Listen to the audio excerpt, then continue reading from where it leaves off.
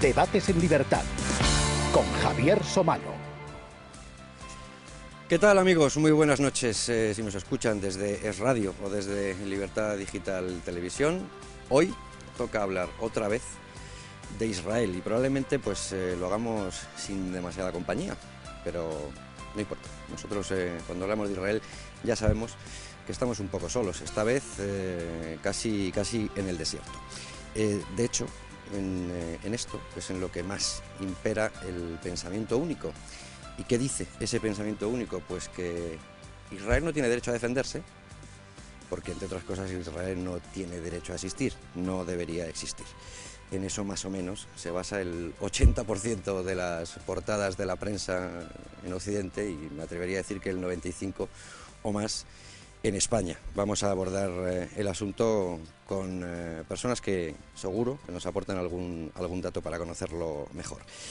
Para retratar a ese Israel que es un Estado terrorista, vale absolutamente todo, y eso lo hemos visto la semana pasada. Vale desde la osadía de compararlo con el nazismo, hasta tirar de Photoshop, así lo ha hecho la agencia Reuters, para borrar en una imagen pues armas que aparecían en manos de los pacifistas. Para algunos eso es un detalle estético y nada más, pero lo cierto es que donde aparece una mano inocente, en la foto real aparece una mano con un machete de mucho cuidado. Bueno, pues de esos detalles también nos ocuparemos.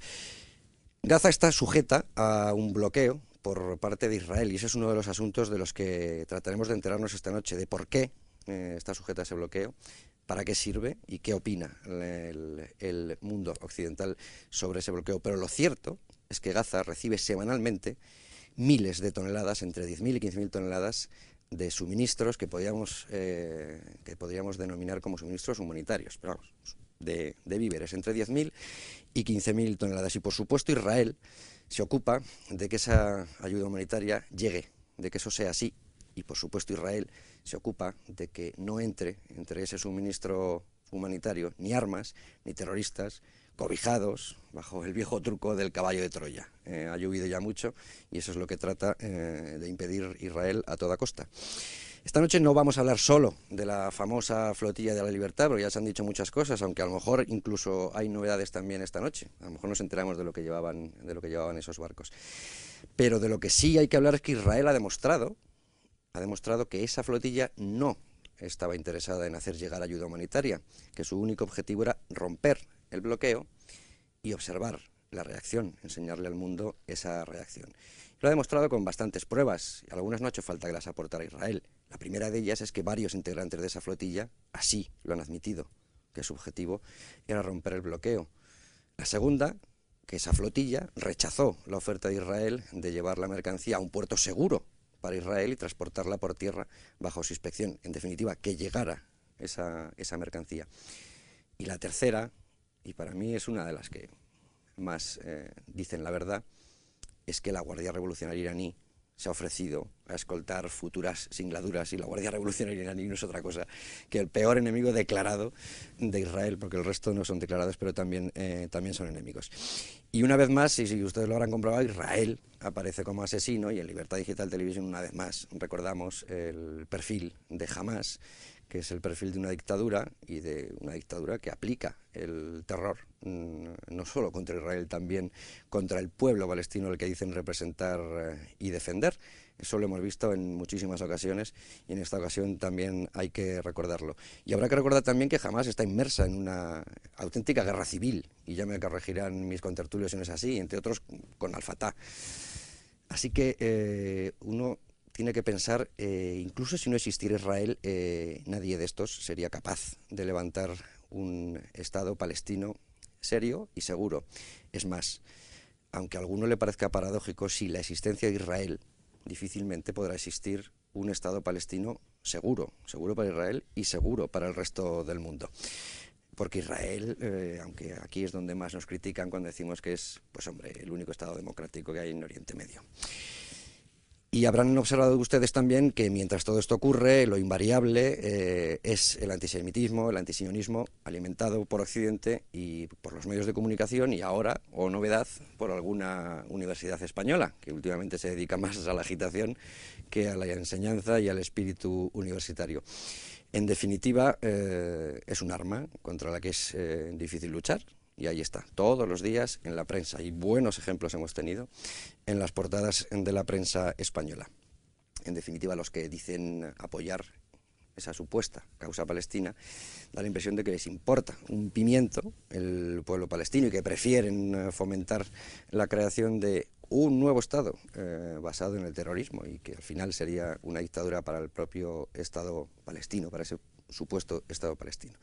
Vamos, que jamás mata a muchos de ellos delante de sus ojos y esos no importan demasiado.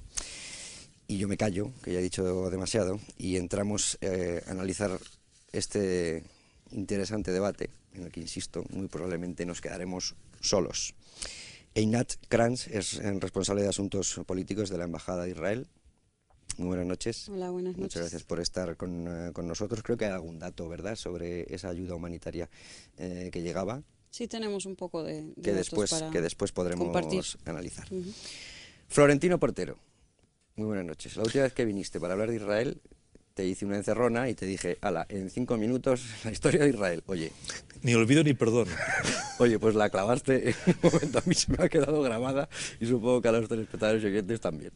Hoy no te voy a pedir eso, pero sí te pediré que nos ayudes a comprender, porque la gente dice, es que hay un bloqueo en Gaza. Sí, bien, pues habrá que comprender ese bloqueo, que supongo que es un punto de partida importante en este asunto. Sin duda. Gracias por estar con nosotros, Florentino. Horacio Vázquez Rial, muy buenas noches. También hacía tiempo que no pasabas por aquí, Así es. pero te he leído muchas cosas interesantes en estos días y me dijo Luis Fernando, hay que llamar a Horacio. Pues bien. Así que aquí estamos. ¿Qué tal se ha portado la prensa, Horacio? Espantoso. Espantoso. Hemos sido ahí líderes en España. Sin duda, no líderes, los únicos. Es decir, de hecho, tú recorres los medios digitales y lo que están haciendo hoy los medios digitales españoles con simpatía por Israel es reproducir libertad digital. Eso está bien, pues les pasaremos la factura. Sí, Gracias, sí. Horacio, por estar esta noche con nosotros. Rafael Calduch, catedrático de Relaciones Internacionales en la Universidad Complutense y presidente de Análisis Estratégico Internacional, que también has estado aquí.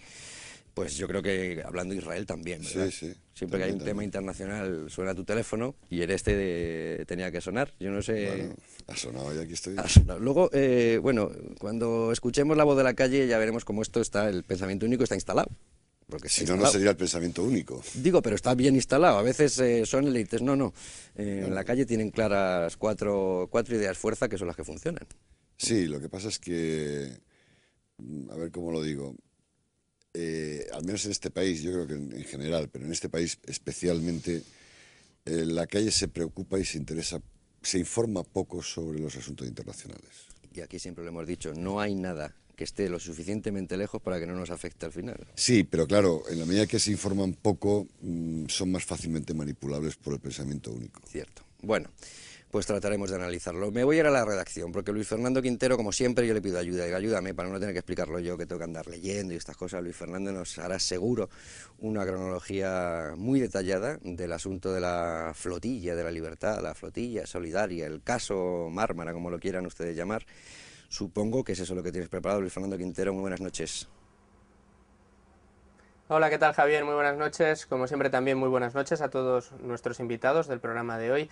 Bueno, como bien ha explicado Javier Somalo, hoy toca hablar de Israel, vamos a hablar también del terrorismo de Hamás, pero para el resumen de hoy lo que os traigo es el capítulo de la flotilla, ese último capítulo que nos ha traído a la actualidad el asunto de Israel y Palestina y, como siempre, he tratado de hacerlo fechado y paso a paso todo lo que ha sucedido con la flotilla, mal llamada flotilla solidaria, con la flotilla del Mavi Marmara.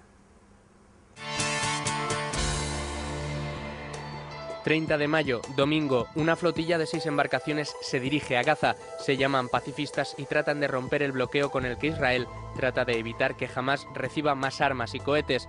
Dentro del buque viajaban islamistas con deseos de ser mártires. 31 de mayo. A unos 120 kilómetros al oeste de Haifa, la flotilla de Hamás ignora las advertencias del ejército de Israel, que les pretendía escoltar hasta el puerto de Ashdod para revisar la carga y enviar la ayuda humanitaria hasta la franja. La flotilla no solo se niega, sino que cuando son abordados por el ejército en el Mavi Mármara, los supuestos pacifistas reciben a los soldados a palos. En el incidente murieron 9 activistas turcos. Tal y como pudo saber Libertad Digital, los primeros soldados que fueron recibidos a palos, cuchilladas y tiros iban desarmados. 1 de junio, martes, Israel retiene a los activistas en el aeropuerto de Ben Gurión y los deporta, entre ellos 3 españoles. 2 de junio, el primer ministro israelí Benjamín Netanyahu defiende el bloqueo de Israel a Gaza diciendo que es vital para limitar el tráfico de armas hacia Hamás, entre ellas cohetes de largo alcance, por lo que dice que se mantendrá. Mientras, Turquía acusa a Israel de terrorismo de Estado. En España, Zapatero y sus ministros dan lecciones a Israel, hablan de reacción exagerada, le piden que reflexione y que abra una investigación de inmediato. Pajín, por su parte, dijo que el conflicto en Oriente Próximo se solucionaría con una alianza de mujeres. 3 de junio, el buque rezagado de la flotilla, el Rachel Corrie, se acerca de nuevo a Gaza desafiando el bloqueo, mientras Estados Unidos respaldaba el derecho de Israel a defender el bloqueo. Para entonces ya se conocían numerosos vídeos en los que se podía ver a algunos miembros de la flotilla mostrando su deseo de convertirse en mártires. 4 de junio, los españoles que iban en el Mavi Mármara llegan al aeropuerto de El Prat en Barcelona. Los pocos que fueron a esperarles les recibieron como auténticos héroes. Allí, su pretendido espíritu pacifista no les impidió alegrarse porque Turquía estuviera dispuesta a entrar en guerra con Israel y pidieron la destitución inmediata del embajador de Israel en España, Rafael Schutz. No contestaron cuando se les preguntó si dentro del navío llevaban armas de fuego. Uno de esos españoles, Manuel Tapia, no había dudado en decir hace solo un año que jamás tenía autoridad para matar israelíes y reflexionaba cuántos 11S y 11M necesitábamos. 7 de junio, lunes. Una manifestación no autorizada recorre en España el campus de la Universidad Autónoma de Madrid. Los manifestantes ocupaban un salón de actos, un edificio empresarial y linchaban a un coche patrulla con 2 ciudadanos israelíes dentro. Bueno, gracias Luis Fernando Quintero. Decía yo al principio que el pensamiento único ese se reduce a que Israel no tiene derecho a defenderse, porque en buena medida no tiene derecho a asistir, pero yo quiero empezar por las razones de ese bloqueo.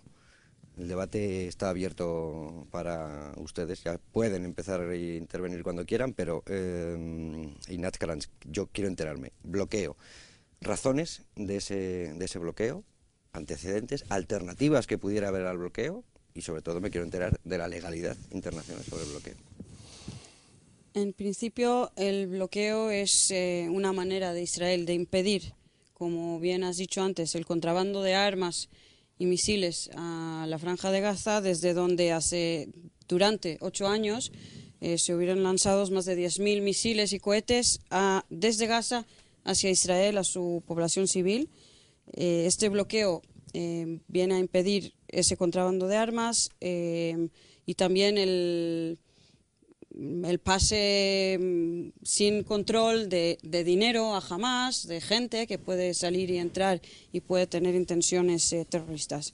En el 2005 yo creo que es importante mencionar, porque es un tema que a veces se olvida. En el 2005 Israel salió de Gaza por completo, desocupó Gaza, por lo cual Gaza no está ocupado. Yo he leído en los últimos días en la prensa y he escuchado comentarios diciendo Israel fuera de Gaza. Israel no está en Gaza. Israel desocupó Gaza y quien está controlando Gaza es el gobierno de Hamás, y la idea del bloqueo es nada más esa, tratando de hacer una división muy clara entre lo que es el gobierno de Hamás y lo que es la población civil. Y por eso los datos que has dado antes de no es solo ayuda humanitaria, sino es un suministro diario de comida y de todo lo que es necesario. No sé si el público sepa, pero hace más o menos 2 semanas se inauguró una piscina olímpica en Gaza. En Gaza no hay crisis humanitaria como se suele tratar de demostrar. Obviamente la población no vive en las condiciones mejores del mundo, pero eso es por responsabilidad de su propio gobierno de Hamás. Evidentemente.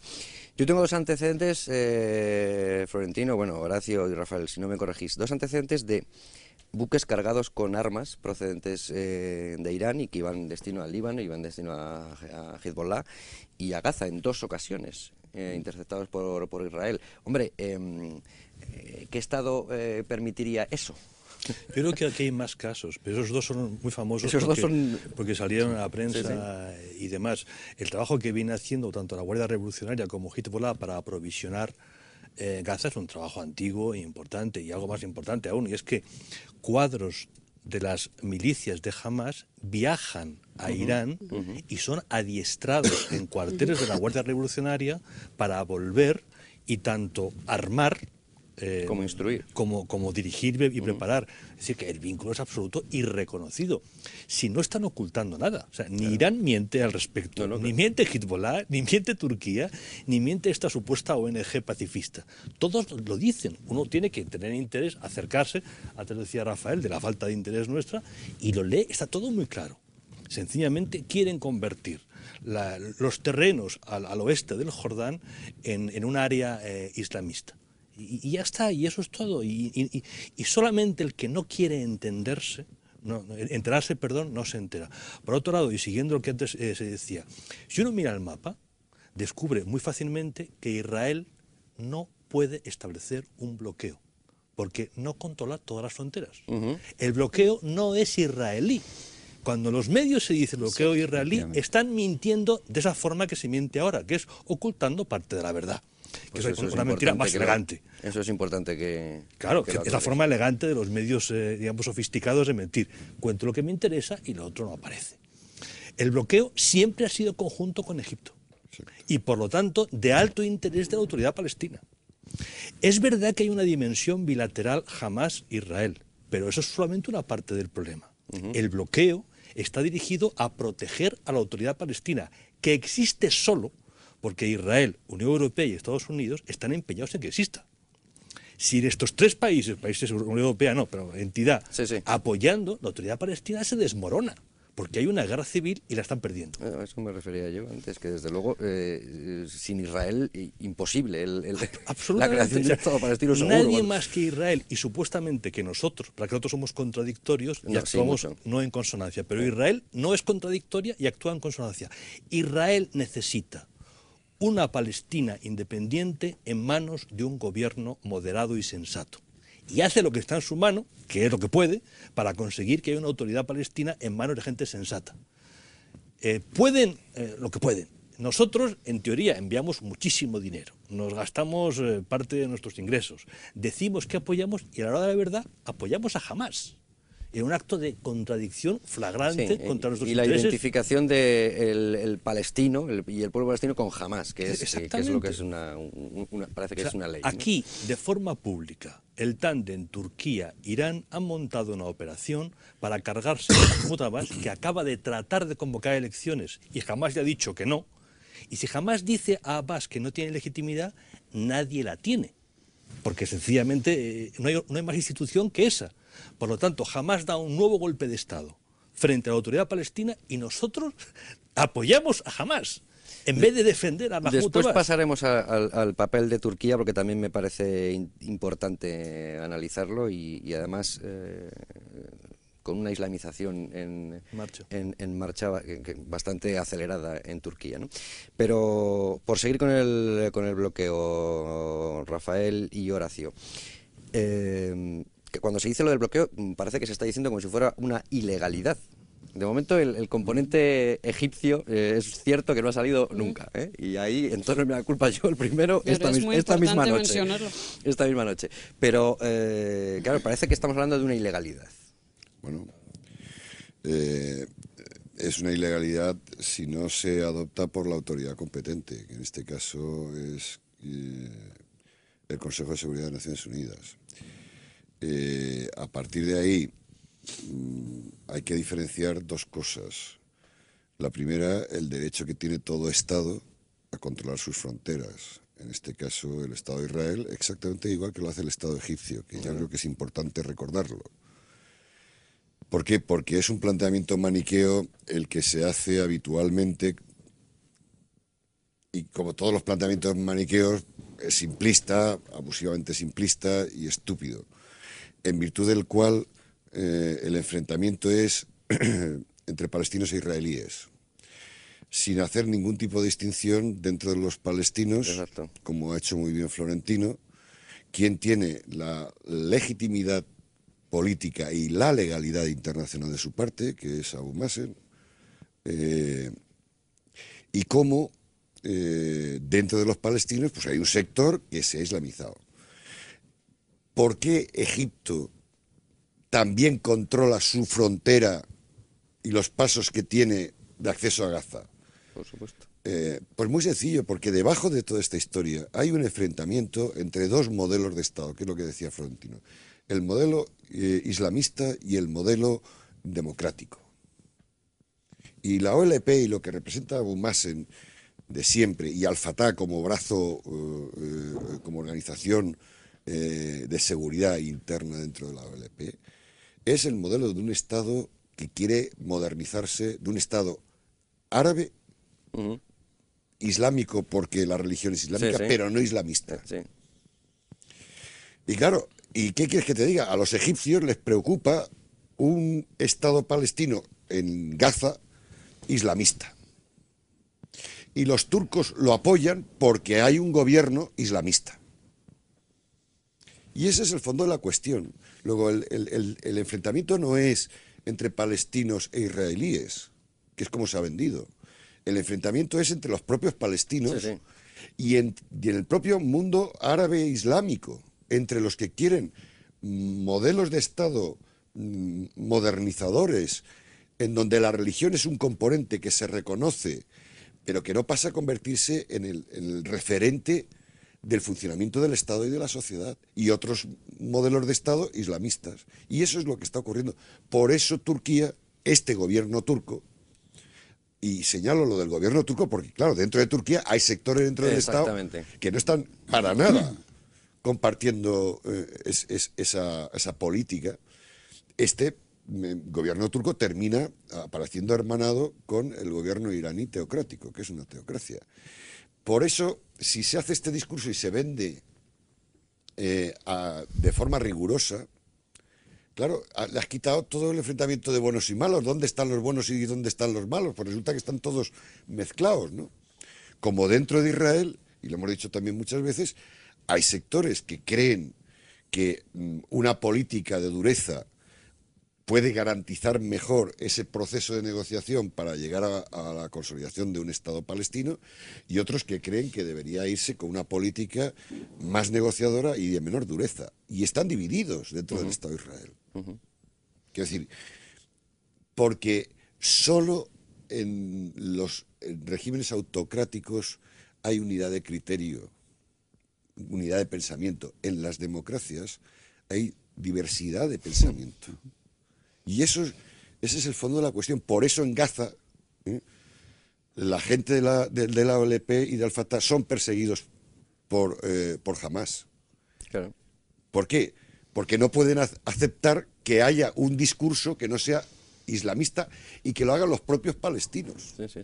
No, y en el caso de Al-Fatah, yo lo recuerdo porque... Luego, el bloqueo es más la consecuencia de la preocupación y el interés de dos estados por controlar sus fronteras para evitar que se generalicen actividades claramente terroristas vinculadas a grupos terroristas como el Hamas. Horacio. Sí, a mí me gustaría revisar un poco el tema del modelo de Estado y qué ha pasado en algunos países árabes, Turquía entre ellos, desde Ataturk para aquí, en Egipto, desde Nasser para aquí, en Irán, por supuesto ya ni lo mencionamos, ¿no? Es decir, cuando había un proyecto, digamos, no confesional, que era el Shah, la misma gente que puso al Shah lo quitó y nos endilgó vía error informático a Khomeini, ¿no? Turquía está habiendo un desplazamiento muy serio hacia el Estado confesional, claramente, incluso porque el sector no confesional, incluso en muchos órdenes laicista del ejército, está siendo apartado, ¿no? Es decir, los herederos de los jóvenes turcos están siendo apartados, están siendo eliminados de la carrera militar, ¿no? Es decir, esa cosa grave. Y Egipto tiene un problema interno gravísimo, por el cual está aquí, donde está, participando del bloqueo. Es decir, hay 18.000 presos políticos ligados a hermanos musulmanes, a un montón de organizaciones terroristas en Egipto. Es decir, esto es una caldera que puede estallar en cualquier momento. Si el gobierno egipcio tampoco lo tiene demasiado claro para continuar en esa tradición modernizadora que empezó con Ataturk y siguió con Nasser, ¿no? Y si se debilita el gobierno actual en Egipto, que ha cumplido con Israel todos los pactos del 67, es decir, ahí ha sido siempre irreprochable la conducta de Egipto, ha sido la conducta de los gobiernos, no necesariamente la conducta de la sociedad, donde están pasando otras cosas y donde la propaganda islámica es brutal, ¿no? Es decir, ahí puede haber un cambio serio. Lo que no se ha dicho aquí, ya han salido dos protagonistas, aunque yo los tenía para más adelante, que eran Egipto. Por supuesto, habrá que hablar de Irán y de Estados Unidos, de Obama. Pero Egipto y Turquía, en las informaciones evidentemente no sale nada. Yo esto lo podría interpretar ahora, pues darle la vuelta y decir que esto lo que podría ser es provocar un incidente diplomático inmediato si esa ruptura del bloqueo es intencional por parte de Turquía. Y a Egipto no se le ha oído abrir la boca, ¿no? Eso es muy interesante y es un caso más del doble lenguaje de la diplomacia, iba a decir árabe, en realidad musulmana, pero básicamente árabe. Una cosa lo que te cuentan vía diplomática, y en ese sentido el Ministerio de Exteriores israelí tiene archivos llenos de comentarios, y otra cosa lo que ocurre cuando hay que coger un micrófono. Puesto que el gobierno de Egipto no goza de la simpatía de sus supuestamente ciudadanos, ante una situación así lo que hace es levantar el bloqueo y decir yo estoy en favor de los buenos. No está dispuesto a defender ideas. Pero puede levantar ese bloqueo así por las buenas. Naturalmente que puede. O puede cuarto y mitad. O ya veremos lo que hace. O sea, en este momento lo que ha dicho es... Lo que ha intentado es, permeable, ¿no? Es en acallar. egipcio, O sea, la fuerza política más importante en Egipto son los hermanos musulmanes. Los hermanos musulmanes son Hamás. Hamás no es otra cosa que la versión palestina de hermanos musulmanes. Por lo tanto, hay una conexión natural. Hermanos musulmanes ha movilizado la calle egipcia. Y el gobierno, para defenderse, lo que hace es levantar el muro que había establecido y de esta forma se acabó el problema durante un tiempo. A continuación ya veremos cómo el gobierno de Egipto trata más o menos de reconstruir aquello, porque no le interesa la desestabilización del bloque palestino, ni muchísimo menos. Esto recuerda, por ejemplo, en la invasión del Líbano. La posición de Arabia Saudí, la primera semana, fue de dura crítica contra el gobierno de Jerusalén porque no golpeaban suficientemente fuerte a Hezbollah. La segunda semana ya no. ¿Por qué? Porque Al Jazeera había trabajado, ya la calle árabe estaba inquieta, al fin y al cabo los que morían eran árabes y los que golpeaban eran judíos, y eso no era tolerable. Claro. La segunda semana el gobierno de Arabia Saudí critica al gobierno de Israel por su comportamiento aceptable, pero la primera semana no. La primera semana la crítica era no golpear suficientemente fuerte. Este doble juego es tradicional y es parte de lo peor de la diplomacia en Oriente Medio. Bueno, vamos a hacer una breve pausa. Han oído el gobierno de Jerusalén. Lo digo porque es que en los medios de comunicación se suele leer eso del gobierno de Tel Aviv. Bueno, hay diferencias. Volvemos en un instante y nos metemos de lleno en el asunto. Debates en libertad con Javier Somano.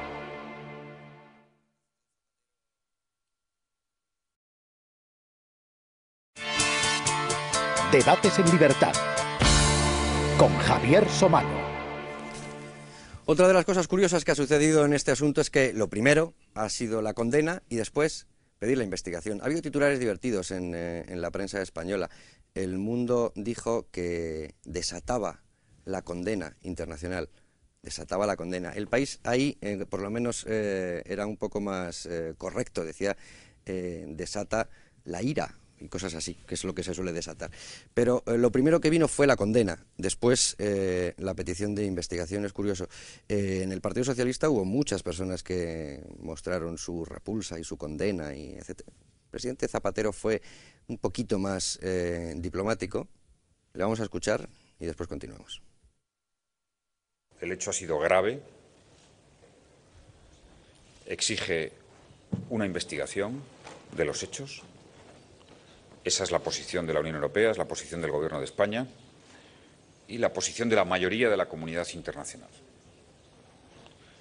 Afortunadamente, parece que se van a liberar a todas las personas que participaban en esa acción, y ahora la preocupación fundamental que tenemos es el futuro inmediato sobre las posibilidades de un diálogo hacia la paz en la zona. Digo que fue un poco más diplomático porque no dice absolutamente nada. Carmen Chacón exigió una investigación inmediata, completa, imparcial y transparente, casi como su ministerio, sobre todo lo de transparente. Señor Camaño dijo que era una reacción sobredimensionada. José Antonio Alonso dijo que era un ataque injusto, tremendo y desproporcionado. Y Manuel Chávez pidió que se levantara el bloqueo, que se dejara a Hamás tranquilamente en la zona. Bueno, esas fueron las reacciones que hubo ante la noticia, lo que es la noticia de la flotilla. Y ahora, yo les he preguntado antes por la legalidad y por las razones del bloqueo, y ahora, si no les importa, les voy a preguntar por el hecho mismo del abordaje, y si es posible a la luz de la legalidad internacional. Porque aquí lo que se dice es que llega esa flotilla y los israelíes bajan de los helicópteros y disparan a quemarropa a todo lo que encuentran ahí dentro. Entonces, la legalidad de un abordaje ante una amenaza de romper el bloqueo, después de los avisos que se dan, etcétera, etcétera, esa secuencia, ¿cómo sucede? Según la ley internacional, como la interpretamos nosotros y la información que tenemos, es que cuando hay un bloqueo marítimo, la ley permite parar cualquier barco, cualquier intento de romper ese bloqueo, aún fuera de las aguas nacionales o territoriales del Estado, si es que queda claro que la intención es romper el bloqueo. En este caso se hicieron varios intentos de hablar con la gente que estaba en los barcos y decirles que aquí es una zona de bloqueo marítimo y no entren. Ellos dijeron, no, nuestro destino es Gaza y queremos llegar a Gaza. Aparte de eso, tenemos grabaciones que salieron hace pocos días de que esa gente que estaba en el barco contestaba a los soldados israelíes que les hablaban de que váyanse de vuelta a Auschwitz, nosotros les vamos a ayudar a los árabes a completar lo de 11 de septiembre. Ese tipo de cosas salieron en grabaciones de esos barcos. La intención de esa gente era muy clara y entonces la ley internacional permite parar esos barcos y no dejarles romper el bloqueo y llegar al territorio de Gaza en este caso. Abordar los barcos era la única manera o no la única manera, pero fue la manera que se decidió utilizar. Obviamente no se sabía y no se esperaba esa violencia sobre el barco Mármara. Los otros 5 barcos fueron abordados sin ningún problema. La gente protestó pacíficamente, pero aceptó el que desviaran a los barcos al puerto de Ashdod para descargar las mercancías, la ayuda humanitaria que llevaban, que si quieres luego también hablamos de qué tipo de ayuda humanitaria había en esos barcos. Y en el Mármara, bueno, ya todos sabemos que... Solo una pregunta, Inat, ¿qué ayuda humanitaria llevaba el Mármara? El Mármara mismo, según la información que nos acaba de llegar, es nada, ninguna ayuda humanitaria, solamente gente, solo los pasajeros, los más o menos 600 pasajeros estaban en el Mavi Mármara. La ayuda humanitaria estaba en los otros barcos. Entonces, ¿ese barco para qué era necesario? Para que la gente pueda demostrar su apoyo a Hamás, en este caso. Era gente que quería demostrar su apoyo y romper el bloqueo, y lo dijeron así. Era una provocación y el objetivo era político. El objetivo de esta flotilla, que nadie se equivoque, no era humanitario. Como dije antes, en Gaza no hace falta llevar más comida porque hay comida. Hay fotos de los mercados de Gaza llenos de fruta, verdura, pescado, lo que necesites. Y la ayuda humanitaria que sí había en esos barcos también es una ayuda humanitaria bastante rara, como medicamentos que están por vencer o ya están vencidos, caducados, por ejemplo, camas de hospital y sillas de ruedas, pero usadas y en mal estado. Lo que se acostumbra con ayuda humanitaria normalmente es mandar cosas nuevas, productos nuevos, equipos nuevos de medicina que puedan servir y que se puedan colocar como nuevos y utilizarse. Cuando son cosas que ya están usadas y no en muy buen estado. La pregunta es qué exactamente, qué tipo de ayuda humanitaria. Y entonces Israel consiste. ofrece a esa flota arribar a un puerto seguro para Israel y poder repartir en vía terrestre esa ayuda o esos suministros para que lleguen. ¿Exagero si digo que jamás comercia con la ayuda humanitaria?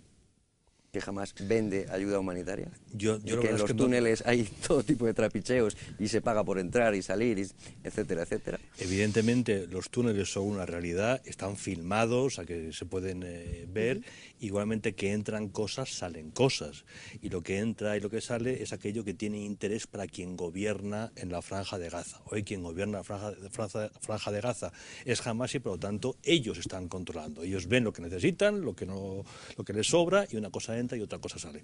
Eso es verdad, digamos, pero no porque estén buscando dinero por tener dinero, sino porque están sencillamente tratando de sobrevivir. Sí. Ellos están en una operación muy sofisticada, muy compleja, de dar la vuelta al campo palestino, y hacen lo que está en su mano para lograrlo, incluido operaciones como estas, que están bien montadas, a que desde un punto de vista estratégico son sofisticadas, son inteligentes, y que finalmente no les sale del todo mal. No, desde luego no les sale del todo mal. Si el objetivo era ese, no les sale del todo mal. Pero, Aquí, perdón, lo interesante será, y yo tengo mucho interés personal en leer la futura investigación interna que hagan en Israel, porque hay un par de momentos críticos. O sea, ellos, los de la flotilla, en ningún momento ocultan lo que quieren. Otra cosa es como la prensa occidental y básicamente española mienten inventándose un discurso que no es el de ellos. Ellos claramente van a una operación que es militar, que es la ruptura de un cerco. Pero todo da a entender que ellos lo que intentan es ser detenidos en una línea por la flota israelí y a partir de ahí jugar a dos cosas. Una, el ratón y el gato, es decir, a ver si consigo escaparme y entrar y demostrar que puedo romper y que soy un héroe. Y dos, y sobre todo, llevo mucha gente, llevo muchas mujeres, llevo muchos niños, y voy a empezar a montar el numerito de no tengo agua, no tengo alimentos, y además como llevo cámaras de televisión, llevo ordenadores con conexión, de Al Jazeera, por cierto, había unas cuantas. empezar a emitir por miles de cadenas la pobre mamá que da el pecho al niño, pero ya no le queda leche, porque ese tipo de cosas tan estupendas, y que es la forma de hacer la guerra en el tiempo. Pero es curioso, presente. Florentino, porque en ediciones digitales de la mayoría de los medios en España, en concreto el Mundo.es, dijo: Israel trata de justificar la masacre con un vídeo, y ponía el vídeo. Y lo veías y decías, caray, ¿qué es lo que está pasando aquí? Si se ve humo, si se ven, no sé si cócteles molotov o bombas de humo, ¿qué? Sí. Si se ve gente apaleando y además agrupándose en un lado, quiero decir, con una estrategia más o menos organizada. Entonces, ese vídeo no sé de dónde salió y no digo que justificara nada, porque hay, no sé si hay, y eso es otra cosa que quiero saber, si hay algún error táctico por parte de Israel o no, pero claro, el vídeo muestra una realidad que calla a mucha gente. Calla si quieres ver lo que hay. Si estás dispuesto a ver otra cosa, no te calla, que es lo que ha ocurrido. Yo recuerdo ese día, lo estuve siguiendo por la televisión pública española, a ver cómo lo enfocaban, y era muy gracioso, porque daba a entender que a lo mejor esas imágenes estaban trucadas. Para empezar. Normalmente no te dicen eso, estas son las imágenes y ya está. En este caso te decían, bueno, son imágenes de Israel y pueden estar trucadas, ya veremos. Sí, hasta ahora hemos encontrado muchas imágenes trucadas de Ahora, Hamas, verdad, más que de Israel, ¿no? Pero bueno. La verdad es que cuando haces el trabajo analítico de lo que ha ocurrido, yo sinceramente creo que Israel ahí cometió un error estratégico. ¿En qué sentido? En primer lugar, como ya se ha dicho, los miembros de la flotilla nunca ocultaron que la intención era claramente crear un conflicto político con repercusión internacional. No hay componente sorpresa. Ahí nunca lo ocultaron. Luego, por tanto, era evidente que iban a hacer todo lo posible, no solo desde el punto de vista propagandístico, sino desde el punto de vista operativo, para romper el cerco, etc. Lo cual lleva a las siguientes reflexiones. Israel, sabiendo eso, ¿cómo se deja atrapar en una operación en la que es verdad que en la mayor parte de los barcos no pasa nada, pero hay uno en donde pasa? ¿Cómo no busca otra forma de evitar el conflicto tal y como se desarrolló. Claro, no, de Porque evitar que consiga honestamente, su objetivo. Claro. quiero decir, no hay que ser un gran especialista en temas de seguridad y defensa, sino sencillamente ver cómo, por ejemplo, se mantuvo el bloqueo en el Adriático durante las guerras de la antigua Yugoslavia, etcétera, para saber que hay 50 formas de impedir que un barco llegue a la línea justa donde entra en vigor el bloqueo, porque es el mar territorial.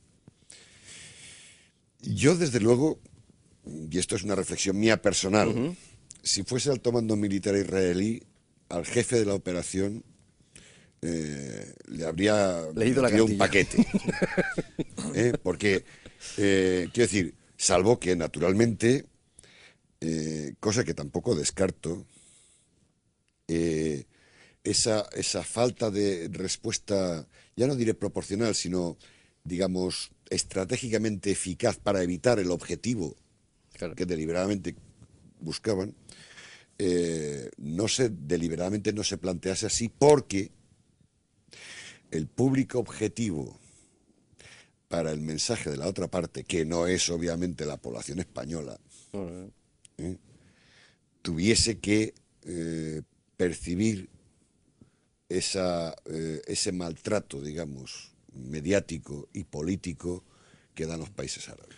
Porque el público objetivo es la población, primero la población israelí, y después el resto de la población que, digamos, comparte esa idea de que el Estado de Israel tiene que sobrevivir, tiene derecho a existir y tiene derecho a defenderse. Y ese no es el público al que iba destinado el mensaje de los del Mar de Mármara, etcétera. Ese era otro público. Porque si no, sinceramente, no te explicas. O los gobernantes de Israel no son los que yo conocía en Netanyahu. El Netanyahu actual no es el Netanyahu de hace menos de una década en el gobierno, o no sé lo que ha pasado. No, por esto mismo yo me refería antes a la importancia de tener pronto esa investigación. Hay un momento en el que el presidente de gobierno está fuera del Estado. El presidente de gobierno, que es un hombre de la derecha. Y la decisión la toma el ministro de Defensa, que es el líder del Partido Laborista. Curioso. ¿Cuántas veces os han dicho, este gobierno conservador ha hecho esto? La decisión es de un ministro que es el líder del Partido Laborista, junto con el jefe del Estado Mayor, general Ashkenazi. Son los dos generales vivos de mayor prestigio que tiene Israel, Barak y Ashkenazi. Son dos figuras. Lo que nos queda por saber, y yo estoy con la línea de Rafael, es estos dos señores tienen que sopesar qué es menos malo. Si el numerito de la televisión árabe difundiendo imágenes de la mamá que no tiene leche para dar al niño, o una acción inmediata que desvela las intenciones reales y la capacidad de respuesta que tenían. Entonces, ahí me gustaría, por pura curiosidad intelectual, conocer los argumentos que están barajando, en este caso, en Tel Aviv. Antes decíamos el gobierno de Jerusalén.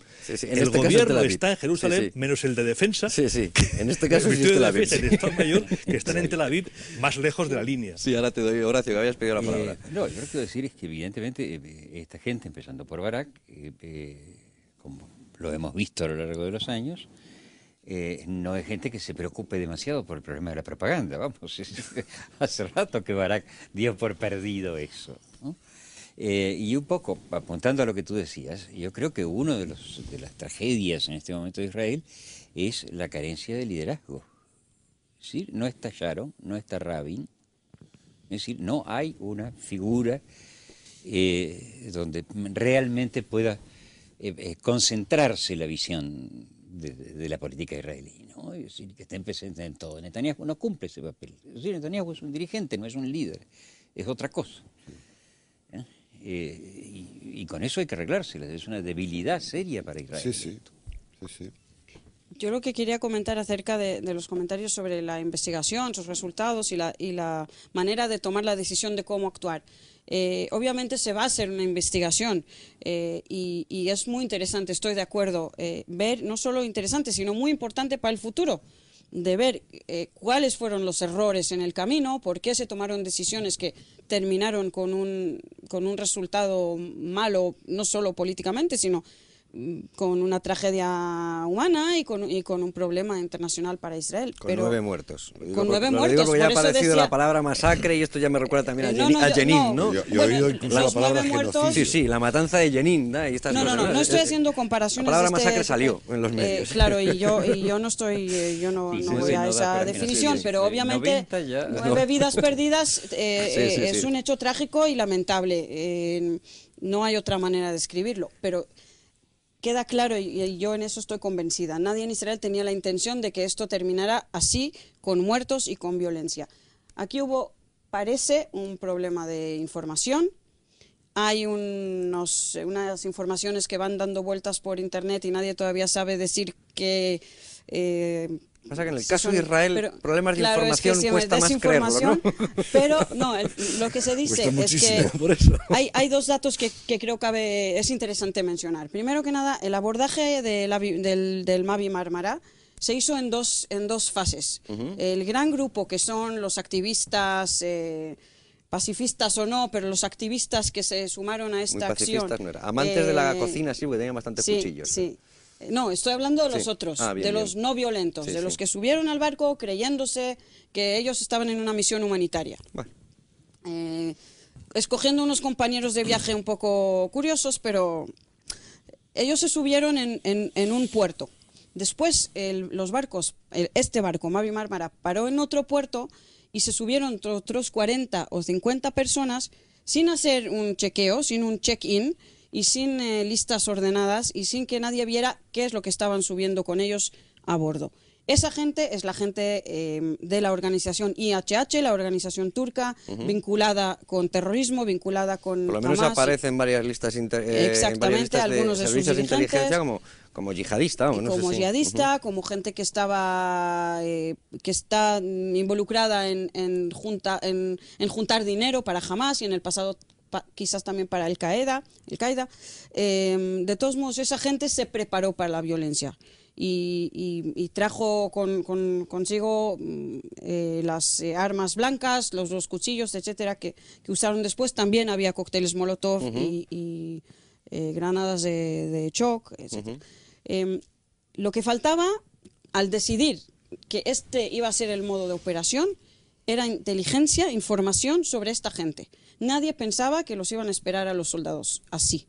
Los soldados bajaron, como has dicho tú en el principio, los soldados bajaron al barco sin armas, con unas pistolas de pintura, pensando que lo que iban a hacer era desmantelar una manifestación pacífica. Sí, disuasorio, pero no con fuerza de ataque. Exactamente. Sí, pero tienes ¿Quién? que reconocer conmigo que pretender controlar un barco, que esa información sí se tenía, con más de 600 personas, uno o dos comandos, es como mínimo... Sí, nadie en fin, pensaba que los iban a esperar Es como con- mínimo un albur, es No, como pero si tú lo- metes a 4 policías en una manifestación de 5.000 personas, pues puede que no pase nada, pero como pase algo, la cosa termina mal, quiero decir. Y ahí es donde... a mí me faltan elementos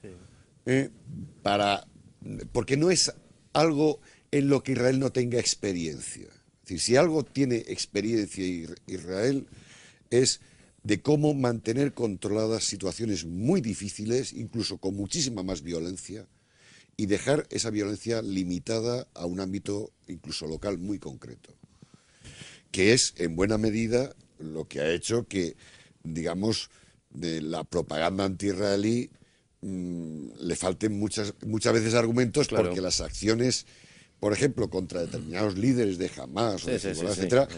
golpean directamente a esos líderes y no a 400 personas alrededor. No, y avisan Luego, por correo electrónico. no, por eso Es una digo, cosa- es verdad, si es algo verdad. tiene experiencia Israel es de cómo utilizar la violencia de manera Casi proporcionada y quirúrgica. localizada, etcétera. Y en este caso no ocurrió así. Y yo no puedo hoy por hoy afirmar nada porque no tengo la información. Pero como analista externo me choca y no se me puede fácilmente convencer diciendo no, es que no tenían inteligencia. No, mire usted, Israel tiene inteligencia de lo que pasa dentro de su zona. Si alguien tiene inteligencia de verdad en Oriente Próximo, es Israel. Ni Estados Unidos. Los únicos que se le aproximan algo son los egipcios. Y solo Egipto. algo. A Pero partir de ahí, estamos hablando segundo. de Turquía, no de países de Medio Oriente. No, Estamos hablando de la información de lo que pasaba en Turquía en ese caso. Pero cuando operan en zona ya controlada perfectamente, ahí no pasa nada, a 120 kilómetros de la costa de Israel. Quiero decir, al analista de verdad no le pueden dar versiones simplificadas. Ni por un lado, diciendo, no, nosotros íbamos en plan ayuda humanitaria. Mire usted, aquí las cosas son más serias, ¿no? El gobierno turco no se involucra en esta operación y la respalda porque sí. Otro gobierno turco no islamista no habría jamás permitido que salieran de sus puertos. Claro. Luego las versiones simplificadas no me sirven ni por un lado ni por otro. Hablabas, Ignat, de los muertos, que fueron 9 muertos. Bueno, pues 3 de ellos habían, según las informaciones que ha habido, habían declarado su intención a sus familiares de ser mártires. Sabir Ceylan, Ali Haidar Bengi y Eli Ekber Yaratilmis. Y lo digo porque no es una invención y están ahí sus nombres, aunque sean difíciles de pronunciar. Otra activista, Greta Berlin, admite que el objetivo es ni más ni menos que romper el bloqueo y mostrar la reacción, es decir, que la provocación está.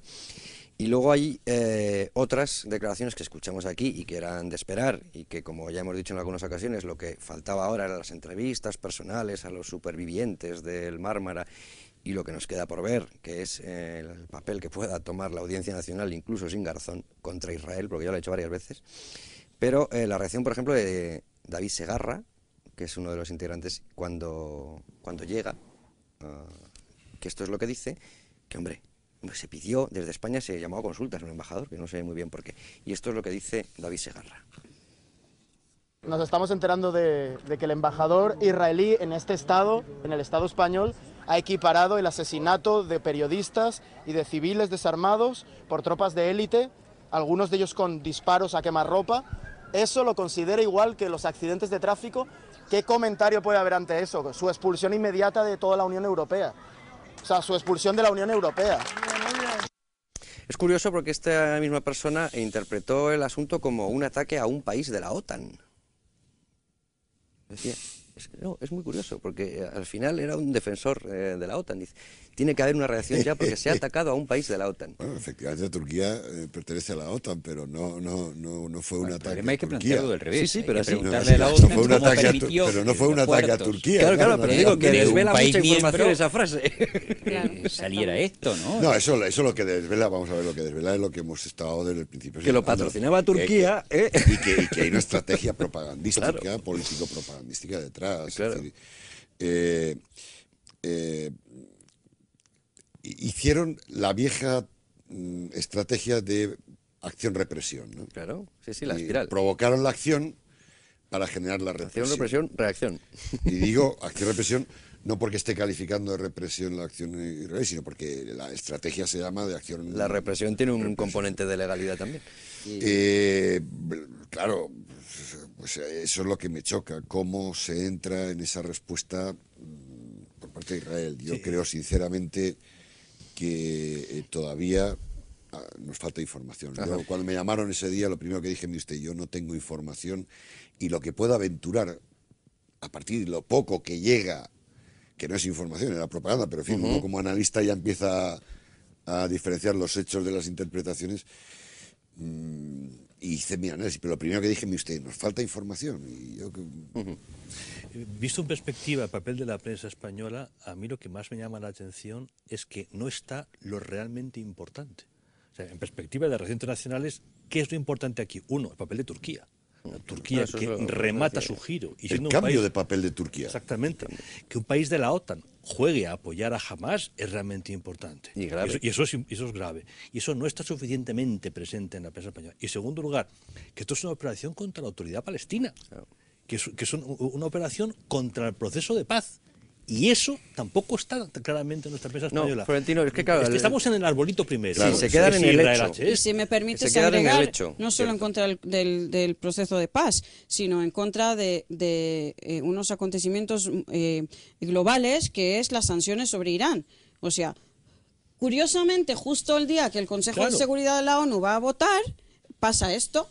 O sea, se va a votar sobre sanciones sobre Irán y de repente toda la atención del mundo está en otro lugar. Sí, pero al final las sanciones han Curiosamente, salido adelante. al final sí, pero ese día que iban a se votar... ve que los gobiernos es cuando... de después del día saben diferenciar las cosas. Por suerte, pero también eso también ahora tiene nos que ver. estamos preguntando por Israel, por Turquía, por Egipto, ¿qué pasa con los países miembros de la OTAN? Es decir, ¿qué pasa con el pedido de explicación? Y sobre todo, ¿qué pasa con Obama? Sí, ese lo tengo preparado para después. Ahí hubo una primera frase que dice, bueno, de momento me alejo un poco, Israel tiene derecho a defenderse. Eso quedó ahí como primera frase. Yo luego no sé, además se acaba de celebrar y la embajada en Madrid de Estados Unidos la semana pasada o la anterior se citó a varios medios de comunicación para ver el protocolo de seguridad nuevo, etcétera, y que estrategia de seguridad, que no se conoce. La última era de 2007 o 2006, cada 2006, cada 4 años. Exacto, sí. Y había mucho interés en ver a Obama en esa tesitura, ¿no? Pero claro, también hemos visto a Obama en Egipto, en la universidad, el discurso que tuvo. Yo no sé, ahora... Y la relación con el rey saudí, y claro, su reverencia, y con todos los países árabes. Yo creo que Obama, de franca simpatía, aquí entre nosotros, con la que le está cayendo dentro, bastante tiene con, digamos, tratar de mantener abierto el proceso de negociación. Yo tengo mis serias reservas sobre que pueda hacerlo avanzar de manera significativa. Y no solo por incidentes como este, sino porque, bueno, hace falta una capacidad de involucrarse de la presidencia directamente, de la presidencia norteamericana en el proceso, que yo creo que en este momento Obama no está en condiciones de asumir. Es decir, está en un proceso de debilitamiento interno del Partido Demócrata muy serio, que tiene que cortar y rápidamente si no quiere ver amenazada la posibilidad de una reelección, ¿no? ¿Y por qué? Porque eso está asociado a problemas no solamente el de la crisis económica, sino, por ejemplo, el enfrentamiento brutal que está teniendo por parte de los sectores neocons. Sí, sí. Los famosos Tea Party. Los Tea Party, sí. Que ya no son los republicanos, muchos de ellos están más allá de los republicanos. Y sobre todo el coste que le está suponiendo su famosa reforma sanitaria, vamos. Que los europeos vemos que incluso la consideramos alicorta, pero que en términos de la mentalidad y de los intereses de la sociedad norteamericana es un verdadero cambio que le está costando sangre, sudor y lágrimas. Entonces yo creo que bastante, acaba de reunirse con Abu Mazen, yo creo que bastante, en este momento al menos, bastante tiene con mantener abierto el proceso de negociación, incluso superando crisis o situaciones como esta, ¿no? Y yo creo que no es una casualidad en esa estrategia político-propagandística, va más allá de Hamás, y como decía Florentino Portero, va directamente a intentar hundir la línea de flotación de lo que representa Abu Mazen y lo que representa la OLP como parte negociadora en el proceso de paz. O sea, aquí se juntan varios elementos. Este evidentemente es uno de ellos. Obama está tocado en política interior, con el tema del petróleo no está para muchas bromas. En segundo lugar, él había llegado a este tema después de que durante 8 años, los años Bush, la izquierda demócrata hubiera montado un discurso sobre la paz de Oriente Medio. Por cierto, diseñada básicamente por judíos norteamericanos, que es uno de los mayores problemas que tiene Israel, la comunidad judía. Ya con eso está servida. Ese modelo teórico era muy teórico y muy poquito práctico. Y en cuanto empezaron a aplicarlo, aquello rechinaba por todos lados. Ahora se ha quedado sin guión. Yo creo que difícilmente ahora alguien en Estados Unidos piensa que el plan original de Obama de paz en Oriente Medio, eso podía funcionar. Y se añade otro tema más, y es que las relaciones con la señora Clinton no pueden ser buenas.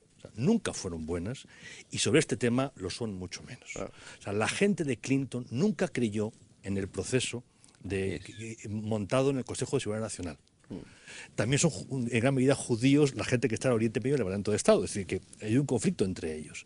Pero si el Departamento de Estado no cree en el proceso, y además el proceso teóricamente rechina, sencillamente Obama no tiene guión.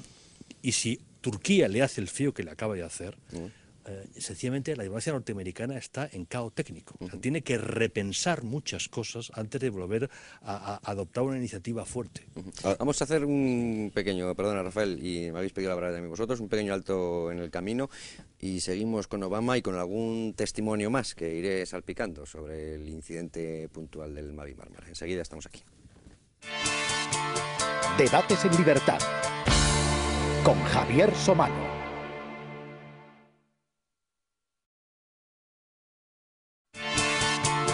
Debates en libertad con Javier Somano.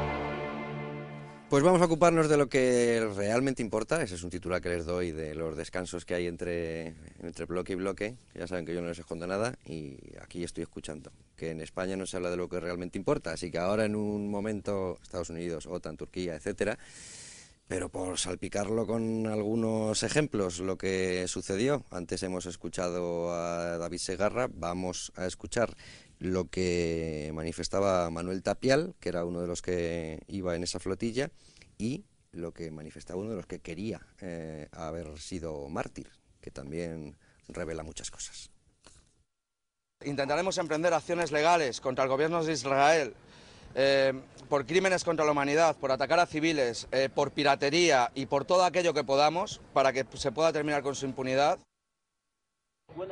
Cuando fui en el primer convoy quería ser un mártir, pero no tuve suerte. Cuando fui la segunda vez también quería ser un mártir, pero no funcionó. En esta tercera vez tendré suerte con la ayuda de Dios y seré un mártir.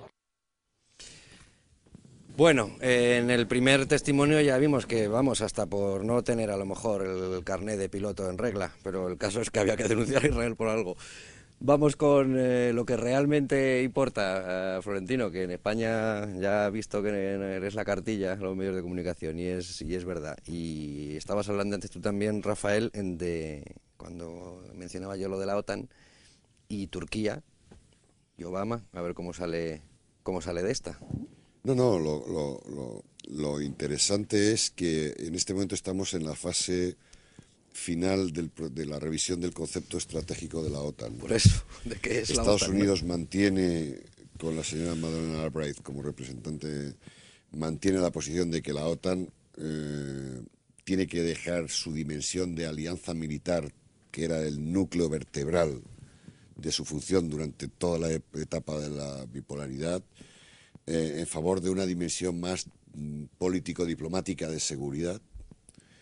Y claro, lo que decía es que después de las actuaciones del gobierno turco, que es miembro de la OTAN, pues yo creo que la administración Obama ha debido llegar a la conclusión de que efectivamente lo que tiene que hacer la OTAN es ser menos militar, porque claro, con esos aliados militarmente operativos es para echarse a temblar, ¿no? Porque nos meten en un conflicto bélico. Hombre, en lugar de disuadirlo para no vernos involucrados en un conflicto bélico. Es que la OTAN ha perdido, yo no sé si ha perdido su instinto disuasorio cuando estaba enfrentada al Pacto de Varsovia, claro. Pero en el fondo es muy sencillo, podemos explicar de forma muy esquemática. A lo largo de la historia, una alianza es una reunión de estados en torno a un enemigo, claro, y en favor de una estrategia. Claro. La OTAN funcionó bien cuando había un enemigo, la Unión Soviética, y una estrategia, la disuasión. Perfecto. Claro. Desaparece la Unión Soviética y desde entonces hasta ahora vivimos en la contradicción de no nos ponemos de acuerdo de quién es el enemigo. Por lo tanto, no podemos tener una estrategia.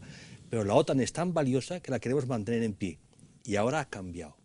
Turquía no solamente no está de acuerdo en el enemigo, sino que se pasa al enemigo. Exacto. O sea, por primera vez nos encontramos tremendo, un acto de guerra contra Israel, Estado amigo, democracia, por parte de un Estado de la OTAN que se alía con Irán, que está en una posición islamista, que es básicamente el argumento que hemos manejado dentro de la OTAN estos años. Y si tenemos una amenaza de verdad es el islamismo. Y que busca la desaparición de Israel.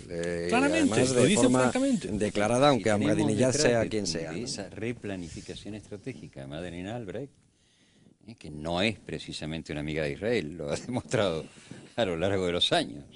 Y en el Departamento de Estado, a Hillary Clinton, que cogía exactamente del mismo pie. Yo trataría de verlo con mucho cuidado. Pero a Madeleine Albright la han puesto ahí, digamos, para que dé fe de un proceso de cambio. Es decir, vamos a ver, La preocupación de la administración Obama desde el punto de vista de estratégico es el área de Asia-Pacífico y en particular lo que está pasando en China y en Corea del Norte, en Irán y en Irán. Quiero decir, esa es su preocupación realmente.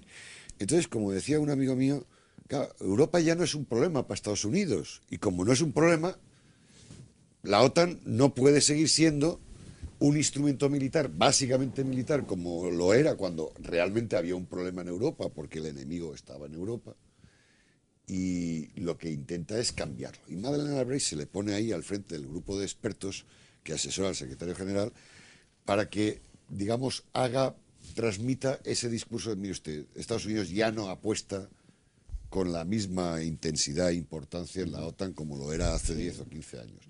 Incluso después de la caída del muro de Berlín, hay un momento muy importante en el que la OTAN hace una función, yo diría que, en fin, cuestionable, que es el momento de gran crisis y debilidad del Estado ruso, ¿no? Bueno, algunos nos miraban y decían, pues menos mal que está la OTAN, porque si al final Rusia termina mal, bueno, el Estado ruso se está recomponiendo y claro, ¿cómo le vendes por parte de los europeos a Rusia una alianza en la que, lo que decía Florentino, en la que uno de tus aliados, que ya en la última intervención en Irak no permitió el uso de su espacio, bases aéreas, etcétera, a la operación por parte de Estados Unidos y los británicos, sí. ¿Cómo le dices que ese es un aliado tuyo cuando te está involucrando, poniéndote en la hoja, el filo de la navaja, en un conflicto nada menos que con Israel y con Hamás de por medio? Yo no estoy muy seguro que esas dos personas que has citado, esas dos mujeres, sean claves en el giro norteamericano. Madeleine Albright es judía y bajo su... lo reconoció al final de su mandato, se lo impusieron casi. Yo no sé en qué medida ella lo sabía. Le dio mucha rabia eso de descubrir que era judía. Pero siendo ya secretaria de Estado, se desarrollaron las conversaciones de Taba y de Camp David. Y luego lo que ella escribió, y recuerdo en el New Review Books acerca de cómo fueron las negociaciones, ella tiene palabras durísimas sobre Arafat y muy comprensivas sobre Ehud Barak. Ella puede no ser la mayor simpatizante del mundo de Israel, pero no creo que sea una persona clave en el movimiento. Sobre la senadora Clinton, tampoco creo que se caracterice por ser muy anti-israelí. En realidad, no necesariamente anti-israelí, pero no son amigas de Israel. Bueno, yo no diría que es una persona que se caracterice por ser muy crítica respecto a Israel a lo largo de su carrera. Lo que estamos viendo digamos, la crítica a la política en favor de Israel viene sobre todo del Pentágono. O sea, el Pentágono está metido, y dentro del Pentágono del mando central. O sea, el mando ya sea central, que tiene que dirigir varias guerras, Irak, Afganistán y demás, tiene necesidad de entenderse con los musulmanes y dice, oiga usted, mi acercamiento a Israel me causa un problema. Es una posición, por lo tanto, poco ideológica y muy operativa. Los generales no entienden demasiado de ideología. Oye, yo tengo que entenderme con los saudíes y aquí tengo un problema, resuélvamelo, le dicen a los diplomáticos. Y luego está tanto una derecha tradicional como los liberal, en gran medida judíos, que sí son anti-israelíes. Contrarios. Y entonces ese totum revolutum funciona. Y básicamente la pinza la monta la gente de Obama, que no son nada simpatizantes del Estado de Israel, de verdad, con muchos judíos en la cabeza, y luego el Pentágono por razones no ideológicas sino prácticas. El hecho es que por primera vez se repite con facilidad en Estados Unidos: Israel es un aliado problemático, deberíamos empezar a pensar qué hacemos con ello. Esto es una posición que puede durar 2 años, es decir, que puede haber un vuelco en la política norteamericana y vuelva gente, y luego... Eso te quería yo preguntar, porque esa situación tal y como la pones parece determinante y que eso pueda terminar con esa alianza. Es una olla. Es una olla, o sea, todo partido en Estados Unidos es una coalición de muchos partidos, sí. Es un país muy grande. Y mucha gente ni acaba de entender la reforma de la salud, ni acaba de entender la posición respecto a Israel. Y vamos a ver qué pasa, porque Obama está tensionando mucho la vida interna de los demócratas. ¿Cuál es tu opinión al respecto de Obama y de la política? A mí, claro, lo que acaba de decir Florentino, hombre, es posible que con otra presidencia la estrategia cambiara. Yo no sé, a lo mejor toda la estrategia de la OTAN no pueda depender solo de una política ahora de Obama. Pero la OTAN no existe. Entonces, si queremos hablar de la realidad, aparquemos la OTAN, porque la OTAN ya dejó de funcionar hace tiempo, es un lugar donde van diplomáticos y hablan de cosas importantes, es un club de seguridad interesante, no es una alianza militar. Entonces, no, olvidémonos, porque si jugamos, si nos lo creemos, la liamos. Y entonces no entendemos yo añadiría nada. una cosa más, y es un buen stand de las grandes empresas de defensa norteamericanas en Europa. Y una agencia de estandarización de armamento. Pero para hacer política internacional hay que ir a Washington, hay que ir a París, hay que ir a Londres, hay que ir a Jerusalén. Y esto de la OTAN el enemigo lo sabe, ¿verdad? Naturalmente que lo sabe. Papel de Estados Unidos, del Estados Unidos de Obama. Pues yo creo que desde vuestra interpretación. Desde mi interpretación, yo no soy experta en asuntos de Estados Unidos, pero desde mi punto de vista, estando en España, tratando de ver qué es lo que pasa en el proceso de paz, qué papel está jugando Estados Unidos, yo creo que, o sea, comparto la idea de que Estados Unidos tiene varios problemas a resolver y está buscando cómo hacerlo. Y el hecho de que el conflicto palestino-israelí siga en pie es un problema para Estados Unidos y para el gobierno de Obama, obviamente. Yo creo que Obama está interesado en que este problema se resuelva. No creo, yo no le veo a Obama como enemigo de Israel, para nada. Pero obviamente está yéndose por otro camino, está buscando mucho con quizás una filosofía de decir, bueno, vamos a ver qué es lo que no ha funcionado hasta ahora, por qué hasta ahora no hemos podido llegar a un acuerdo, porque estuvimos muy cerca de un acuerdo ya 2 veces en los últimos 10 años y a último momento, bueno, en este caso por los líderes palestinos, por Arafat en su momento, que no acababa de decidirse y que no quiso firmar. Y entonces, desde un punto de vista de un presidente de Estados Unidos que dice, bueno, algo aquí no ha funcionado, ¿cómo buscamos otra manera? Quizás hemos estado demasiado cerca de Israel y por eso no nos creyeron los demás que realmente somos un aliado de ellos también. Entonces está buscando otra manera. Obviamente están todos los procesos internos que se han mencionado antes.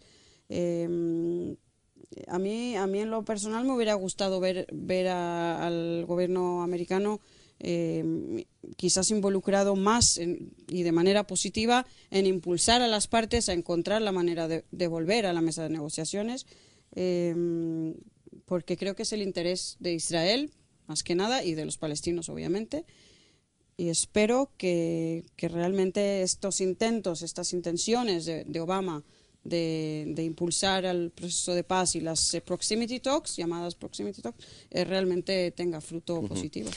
Einat, hay mucha gente que opina, que ve una falta de denuncia internacional en Israel, y no me refiero solo al proceso de paz, pero sí, pues en casos como este, por ejemplo, que Israel saque a la palestra a Turquía, que haya una denuncia, que siempre la denuncia es, hay denuncia internacional y postura común contra Israel, pero que Israel no toma nunca la delantera en denunciar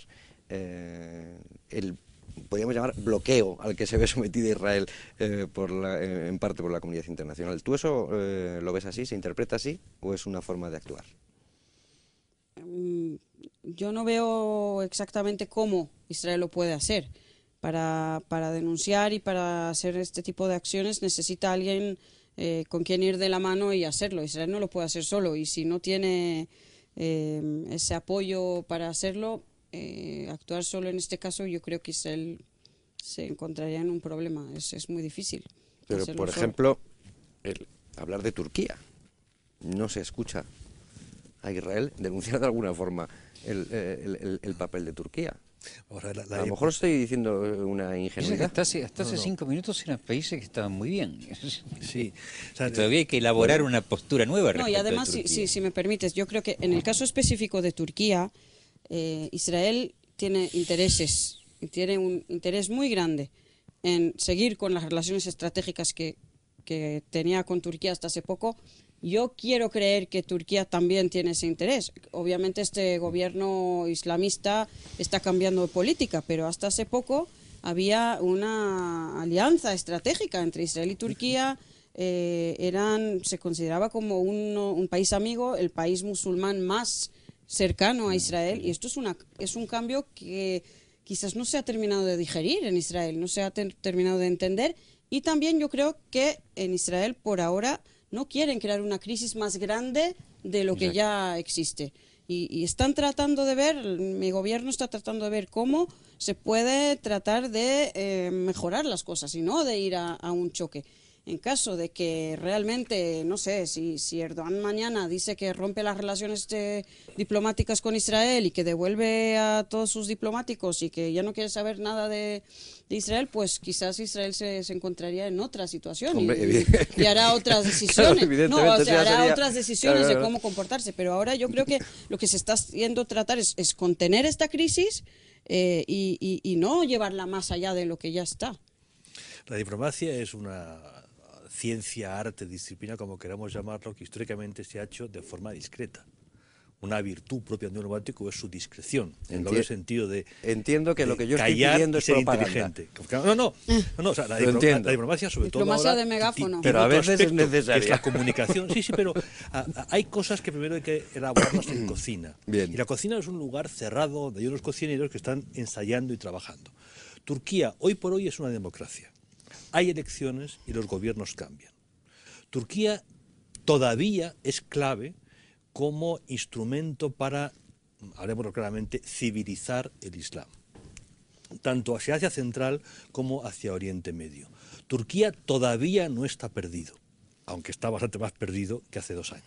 O sea, no hay por qué ser optimista, pero no hay todavía por qué cerrar esa puerta. Hay elecciones, y las hay más dentro de 1 año, si mal no recuerdo, corrígeme Rafael, si me equivoco, y pueden ocurrir cosas. Mientras haya opciones, la diplomacia occidental, la israelí, la francesa, la británica, van a estar jugando a ver qué podemos salvar. Por otro lado, y pensando en Israel, atención, hay una comunidad judía todavía importante, disminuyendo a velocidad de vértigo. En Turquía. En Turquía. O sea, el mundo sefardita, y aquí esto sí que nos afecta porque son los turcos, perdón, son los judíos de verdad que proceden de España y donde todavía se habla español, durante siglos han vivido en Turquía, han editado periódicos en español, han vivido en español, y esa comunidad desde hace unos pocos años está desapareciendo, como antes ocurrió en Marruecos, como antes ocurrió en Egipto, como ocurrió en Irak, en Yemen, etcétera, etcétera.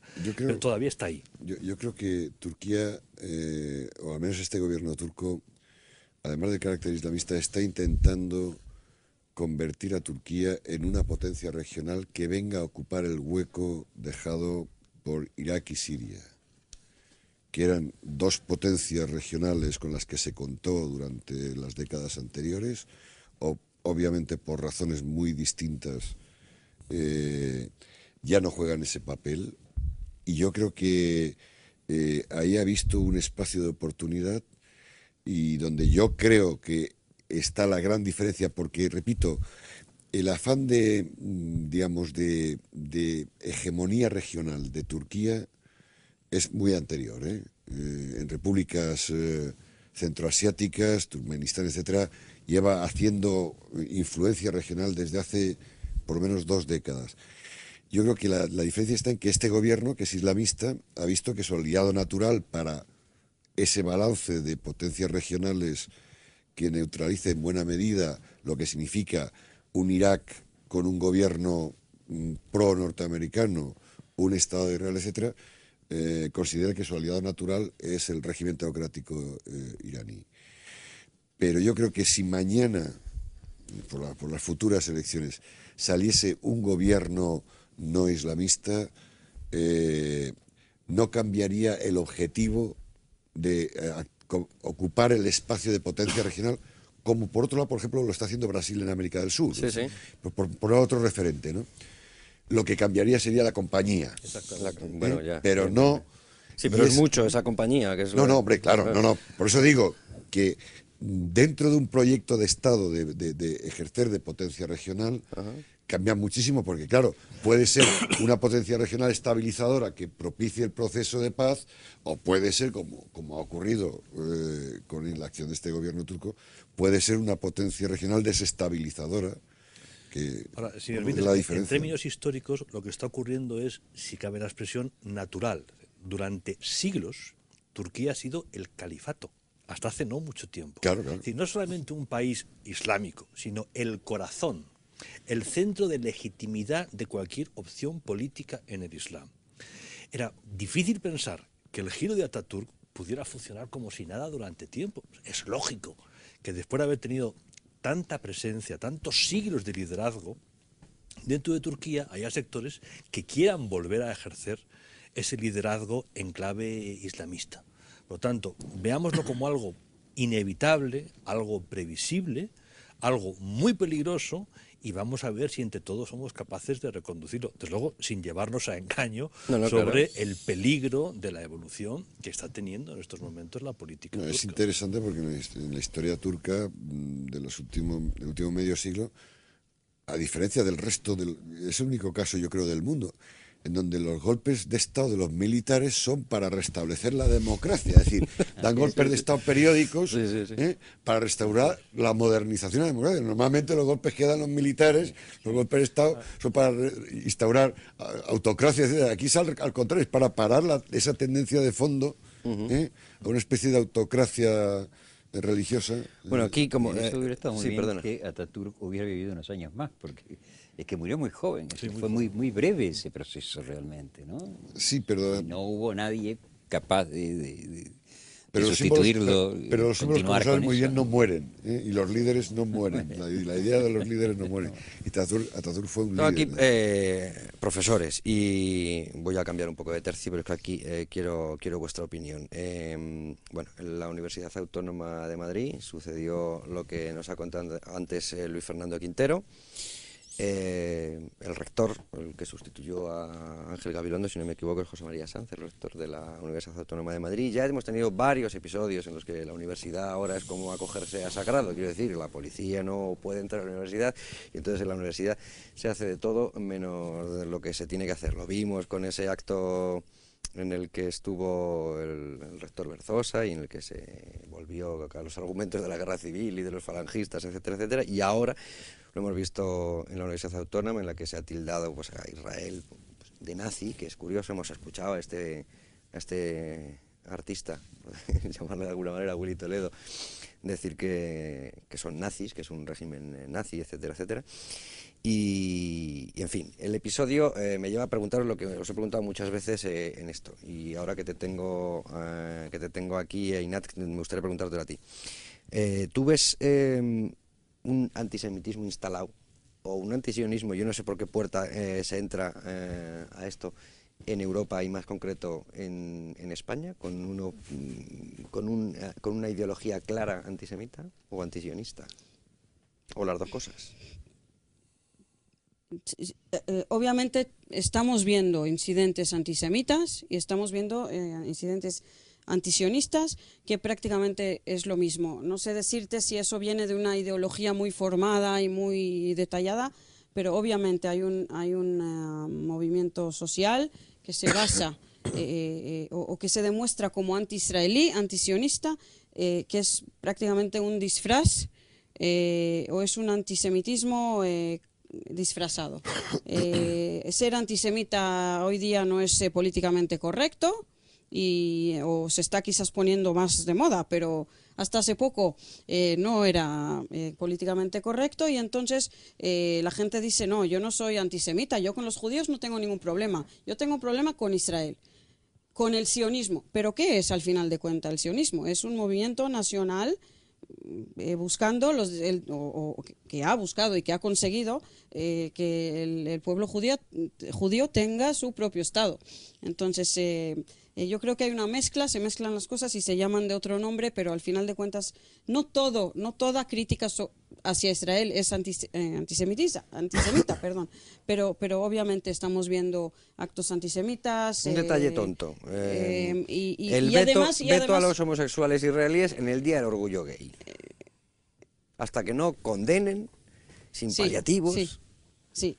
Los gay israelí, que o sea, Israel es el único país del Medio Oriente en donde los gays pueden tener un desfile y tienen derechos y pueden vivir, pero a ellos no los dejan participar en el desfile que hay de Madrid, cuando en Irán y en Turquía... Por eso iba a decir yo, a lo mejor a los iraníes les dejan venir. Muy bien, claro, aquí no les demuestra que la ideología es más fuerte que la sexualidad, cosa que ya sabía San Ignacio. Absolutamente. Pero si me permites terminar, quería decir una cosa más, Enet, por favor. Que lo que me es importante también mencionar, porque antes decías de comparar Israel o decir que Israel es nazi, y se está hablando mucho también del apartheid de Israel, que es un estado apartheid, y son, la verdad, comparaciones que no tienen ningún tipo de conexión con la realidad, más que nada son provocaciones, son comparaciones que no vienen al caso.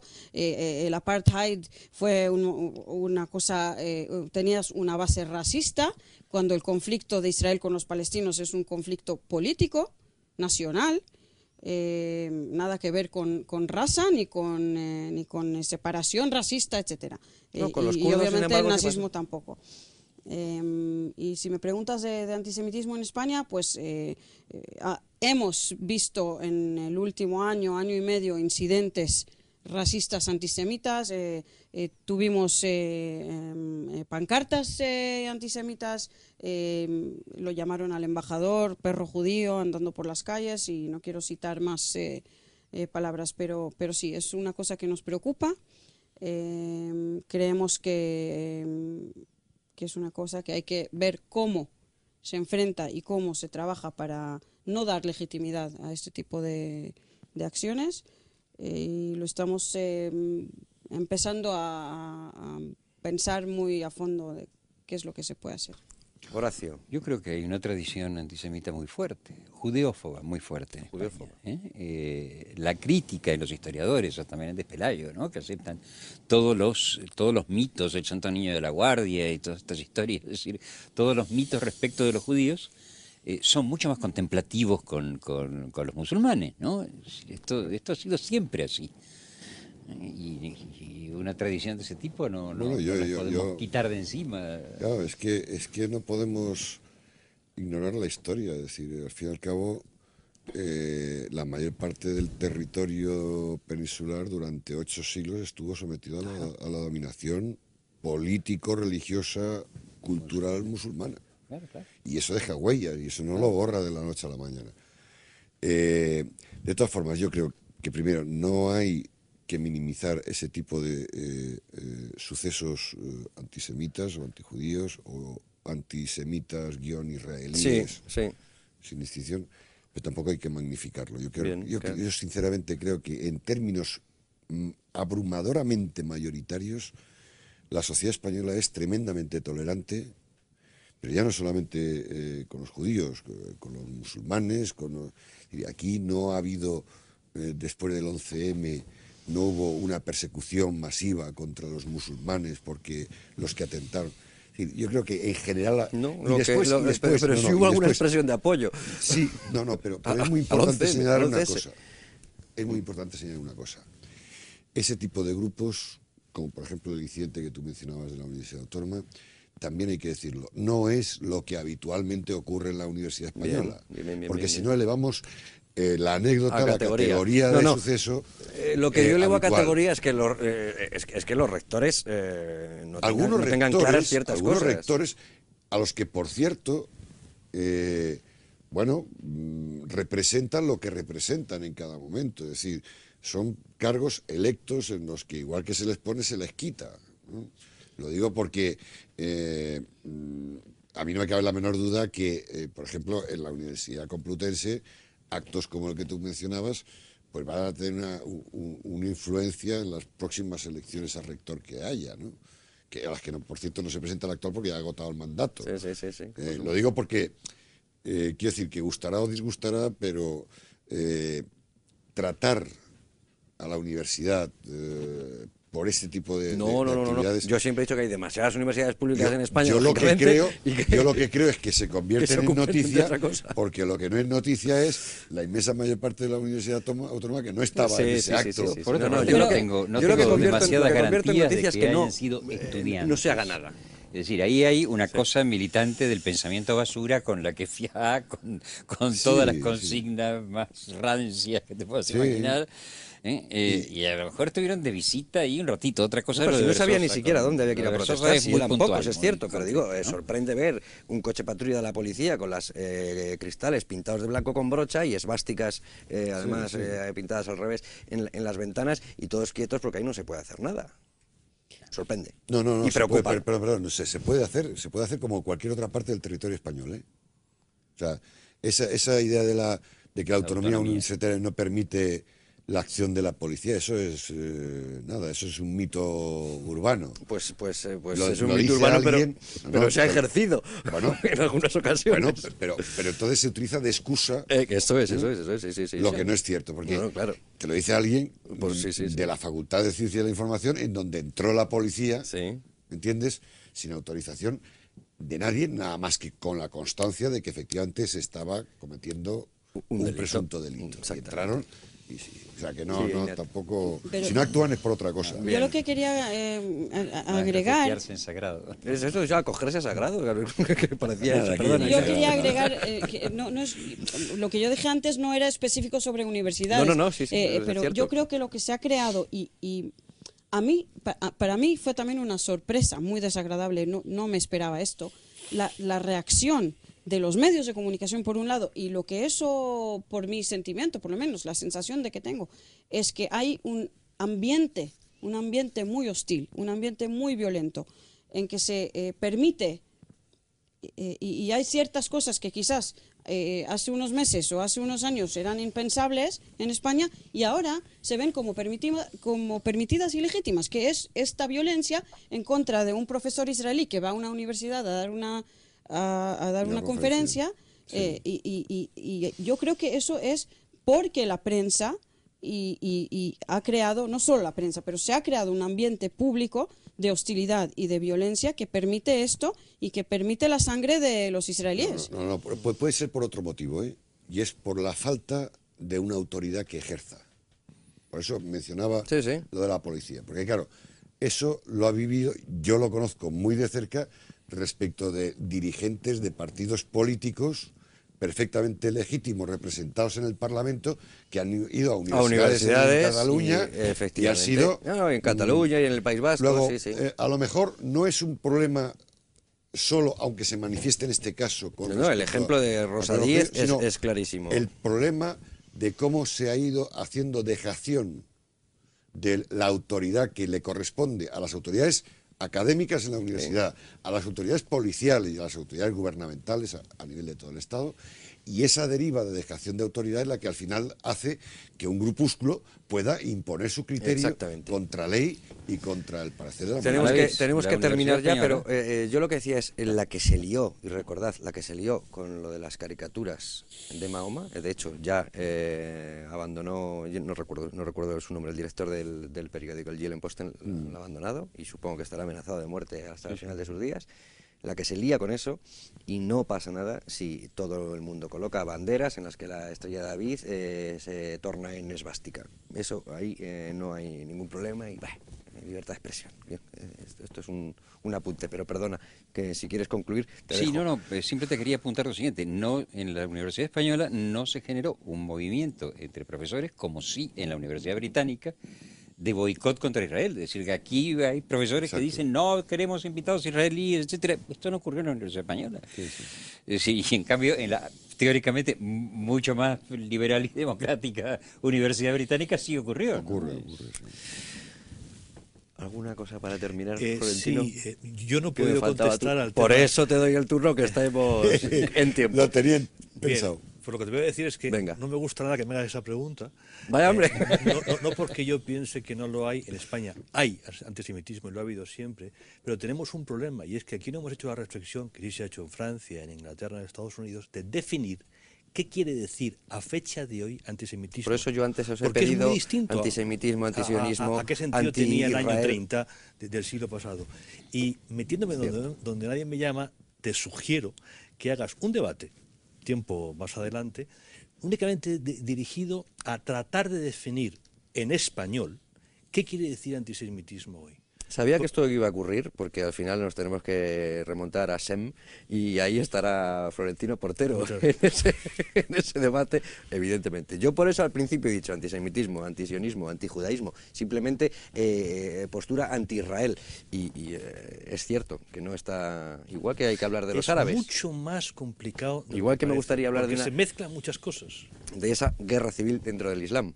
Es un tema fascinante. Que habría que, y además un artículo tuyo que recomendaremos, precisamente sobre... Bueno, pues en ese debate ya estáis citados. Lo ha propuesto él, no se ha metido en... Gracias, Florentino. Muchas gracias a los cuatro. Ahora nos vamos a ocupar con Luis Fernando Quintero de libros, en las que hay, y de artículos, en los que por supuesto hay vuestros, eso es evidente. En un instante, Luis Fernando Quintero con La Voz de la Calle, que ya verán cómo se han quedado con las 4 ideas, de las que no ha hablado la prensa española, por supuesto, no. Cuando se les pregunta, pues dan fiel reflejo del pensamiento único. Libros, artículos y demás, ahora mismo. Debates en libertad, con Javier Somano. Debates en libertad, con Javier Somano. Luis Fernando Quintero.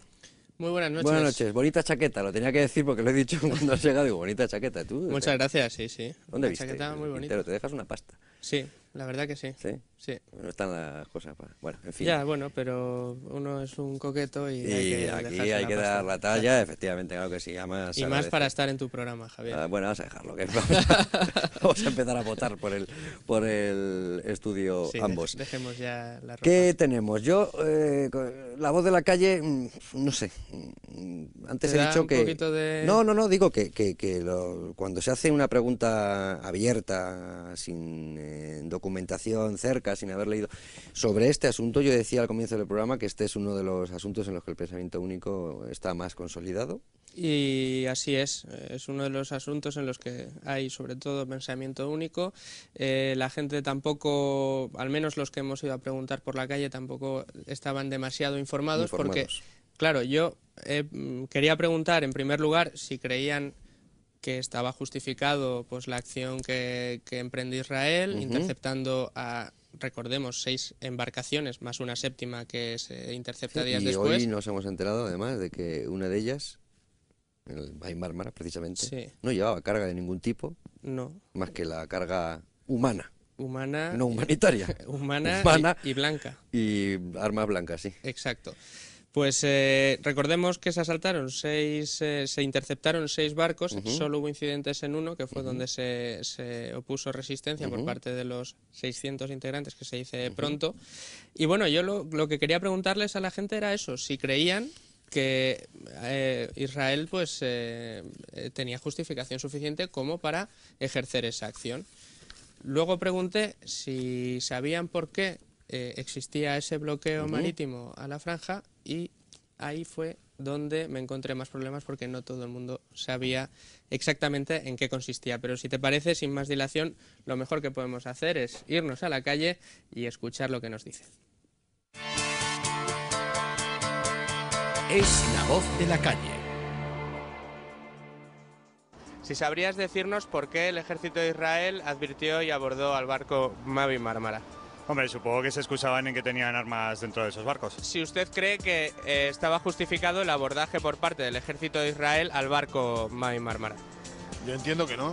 Absolutamente justificado. Yo entiendo que es injusto. Pero yo digo que cada país tiene que ser respetado. Por supuesto que no. No estaba nada justificado. Sus valores, sus principios. Son cosas que no se deben abortar los barcos así de esa manera. Creo que tiene que haber libertad. No está justificado. No, porque se estaba en aguas internacionales y no se puede utilizar la violencia de esa forma. A los terroristas lo que hay que hacer es machacarlos, destrozarlos. Y eso es lo que tenía que hacer este país con el terrorismo que tenemos en este país, en el tema de ETA, por supuesto. Por supuesto que no. El abordaje no. El abordaje con tiros no. Hacerlos parar, preguntar dónde van y tal, bien, pero abordaje con tiros no, y que haya muertos no. ¿Usted conoce el bloqueo que mantiene Israel con la franja de Gaza? Por supuesto, he estado allá y conozco el bloqueo. Pero lo que son alimentos, hospitales, asistencia sanitaria a los palestinos está totalmente admitido, pasan de un sitio a otro sin ningún tipo de problema.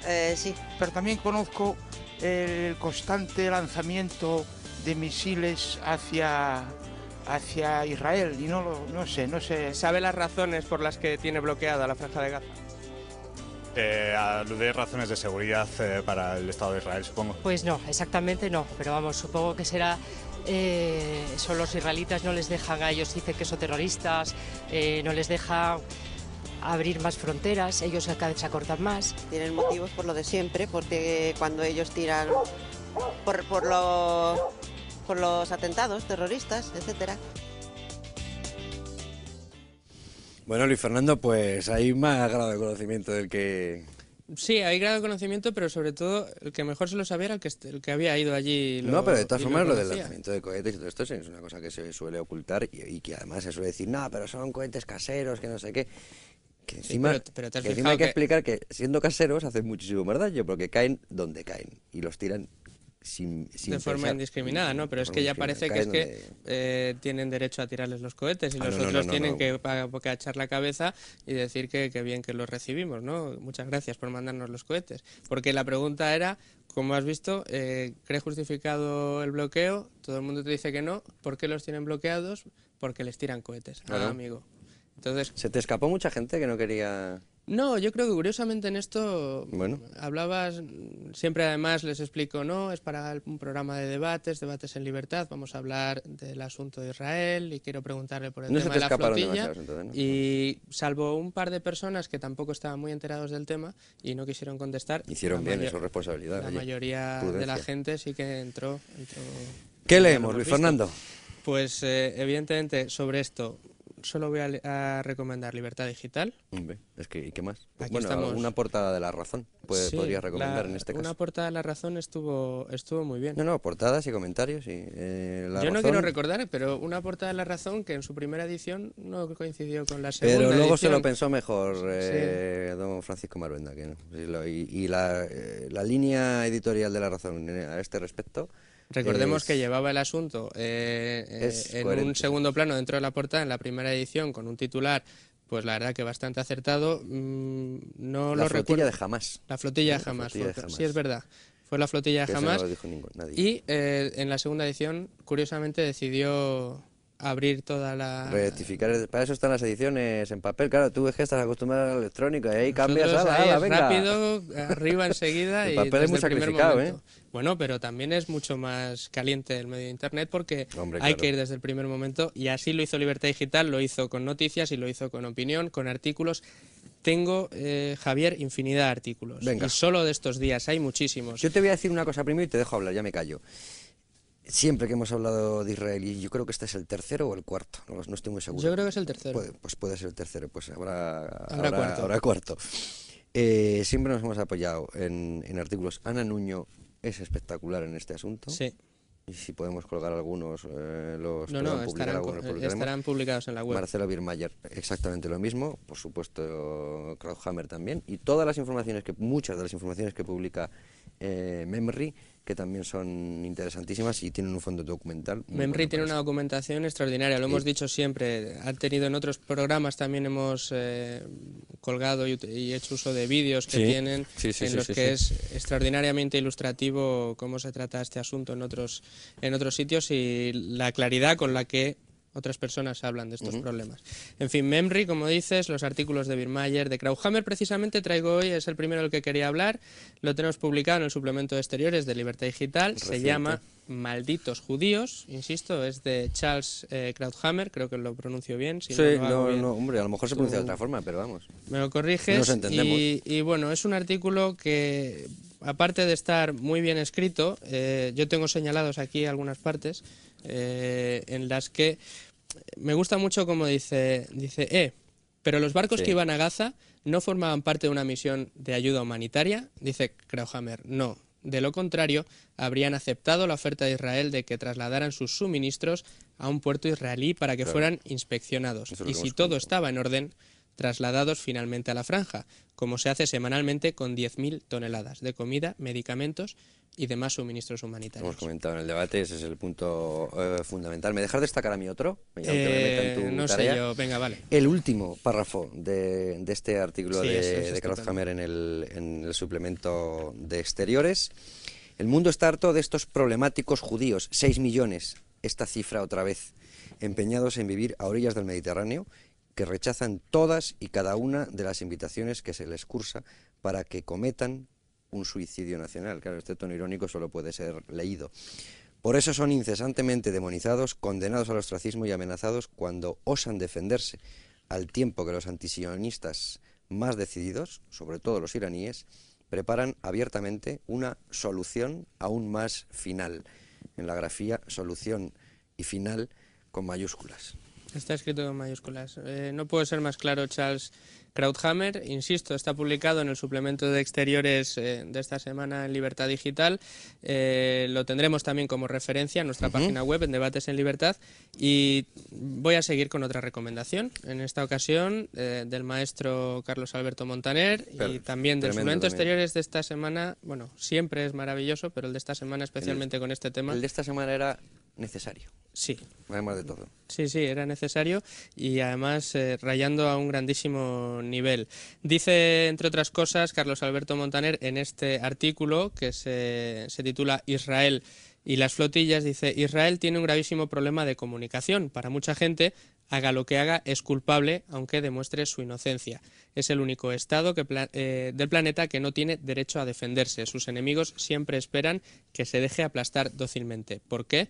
Porque los elementos antidemocráticos, especialmente en la izquierda del espectro político, mezclando antisemitismo, antisionismo y antieconomía libre en el mismo odio profundo y visceral, lo han convertido en el enemigo perfecto. Y yo, por eso preguntaba a Einat Kranz, responsable de Asuntos Políticos de la Embajada, por eso, por si no echaba de menos. Y luego tiene en el caso de Turquía tiene razón Florentino, que hay que ir más por la diplomacia. Yo me refería más bien a esto, a que falta propaganda, qué demonios. Falta propaganda y además en estos casos la verdad es que sorprende el nivel de profesionalidad de la propaganda contraria. Hombre, eso de profesionalidad no sé, pero de eficacia sí. Eficacia sí, bueno, sí. Ahí he confundido eficacia con más, profesionalidad. Tono mea culpa, no, jefe, no, por Dios, eso no, que eso está sujeto a interpretación. Otras cosas que cuenta Carlos Alberto Montaner, por ejemplo, es insistir en que la acción amparada por el derecho internacional humanitario es completamente acorde a la legalidad a la que emprendió Israel. De hecho, cita incluso el artículo del documento que regula estos conflictos, que es el epígrafe 98 del manual de San Remo, y bueno, pues el maestro Montaner, que podemos decir más de él que no hayamos dicho ya. Insisto, en el suplemento de exteriores, más artículos. Horacio Vázquez Rial, que me suena, ¿no? Creo que sí, ha estado por aquí, esta noche, le has tenido en el debate. También sobre esto. También sobre esto. Además es que me ha gustado el título, el Estado de Israel, y lo primero que dice, sí, lo he escrito con minúscula, porque no voy a hablar de Estado como Estado, sino de en qué Estado está Israel. Exacto. Esa brillantez que tiene Horacio, el maestro Horacio, a la hora de escribir. Empieza el grueso del artículo, diciendo que el asunto es en qué marco tiene lugar esta provocación. Ahí ya marca un poco por dónde quiere ir y dice, por esto sucede... pero esto sucede, está claro que por primera vez, cuando está claro que por primera vez en los Estados Unidos gobierna un presidente proárabe. Habéis comentado el asunto durante el debate, entiéndase, dice Horacio, algunos predecesores suyos en la Casa Blanca fueron poco generosos con Israel, pero este es un enemigo declarado, con asesores árabes y proárabes, cosa que iba a ocurrir tarde o temprano. Hasta ahora Israel ha sido el aliado más importante de los Estados Unidos en Medio Oriente y no al revés como se suele suponer. En este momento no sabemos si el preferido es el saudí, ante el cual Obama se echa al suelo, o el delirante iraní de la bomba, pero sí sabemos que no es Israel. Qué poquito tiempo nos queda, Luis Fernando. Ya nos queda poquito. Muy poco, lo siento, perdóname. Me vas a hacer lo que César Vidal a Mariano en Es la noche de César. No, te queda no un te voy a minutito. decir, te voy a quedar un minutito mal, te queda un minuto mal contado, no. Pero te quedan 30 segundos. 30 segundos peor contado. Bueno, pues nada, me limito a decirte que las recomendaciones bibliográficas de libros ya también las dejaremos colgadas. ¿Qué palestinos? De Florentino Portero, que es magistral. Sí. Y tenemos más artículos, Ocultar y disfrazar, del Grupo de Estudios Estratégicos, La correa de transmisión de Hamás, Kurdos y judíos, El comando Red Bull, que es también con mucha gracia, de Pablo Molina, de José María Marcó, tiene una serie de preguntas que hay que contestar, más La conexión de Occidente, Israel, lo de los progres, No caigamos en la trampa de Hamás, editoriales tenemos de ahí para leer. Digital. Bueno, tenía 3 folios hoy de artículos. No, pero si es que es todos, por lo que es. Todos van a estar en la web de Libertad Digital. No ha habido más en ningún otro sitio. Nunca. Es que no ha habido más. Nosotros somos referencia. Javier, ¿y ahora qué iríamos con los libros? Ahora vamos con los libros, pero eso te lo voy a dejar a ti. No, los libros, bueno, los libros me los deja a mí, pero no, porque los has buscado tú. Yo he buscado los libros, pero... te los has quedado.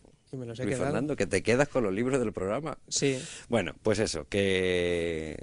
Luis Fernando, muchas gracias. Muchas gracias, Javier. Muy buenas noches. Un placer. Y pensamos un tema para la semana que viene. Será interesante, segurísimo. Anda, que no hay cosas que pueden suceder. Uf. Hasta el último minuto no lo vamos a poder decidir. Sí.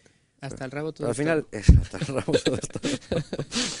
Bueno, pues lo decidiremos y será de su interés. Muchísimas gracias por su atención. Nos vemos el sábado que viene. Les dejamos con una lista de libros, de verdad, que algunos los hemos recomendado ya, pero que son de estos que hay que tener en casa. O si quieren en el ebook ese, o donde les dé la gana. Pero estos son libros que se pueden tener como consulta. Luego subrayan, hacen alguna muesquita en una página y cuando llega un momento de duda, como estos que se plantean siempre, acuden ustedes a esos libros y encontrarán muchísimas respuestas. Les dejamos con los libros hasta el próximo sábado, amigos. Mitos y realidades, una guía para el conflicto árabe-israelí de Michael Gibard, un libro en el que el autor nos ofrece un completo sumario y una guía de propuestas tras un exhaustivo análisis de eso que se ha llamado el conflicto árabe-israelí. La nueva judeofobia de Pierre-André Teguif, otro aspecto del conflicto menos explotado por los medios de comunicación que precisamente practican esa fobia al Estado de Israel y a todo lo que suene a judío. En sus páginas el autor reflexiona sobre la nueva ola de antisemitismo. El estigma imborrable de varios autores. En este libro, editado por la Federación de Comunidades Judías de España, se incluye una reflexión sobre el tratamiento de la cuestión de Israel desde el punto de vista de los medios de comunicación. Escrito en 2008, aporta importantes claves sobre aspectos que hemos podido ver en estos últimos días con el caso del Mavi Mármara. En defensa de Israel, son varios también los autores que firman este libro, entre otros destaca Marcelo Weidmayer, Roberto Blatt, Carlos Embrun Maura u Horacio Vázquez Rial. Su título lo dice todo.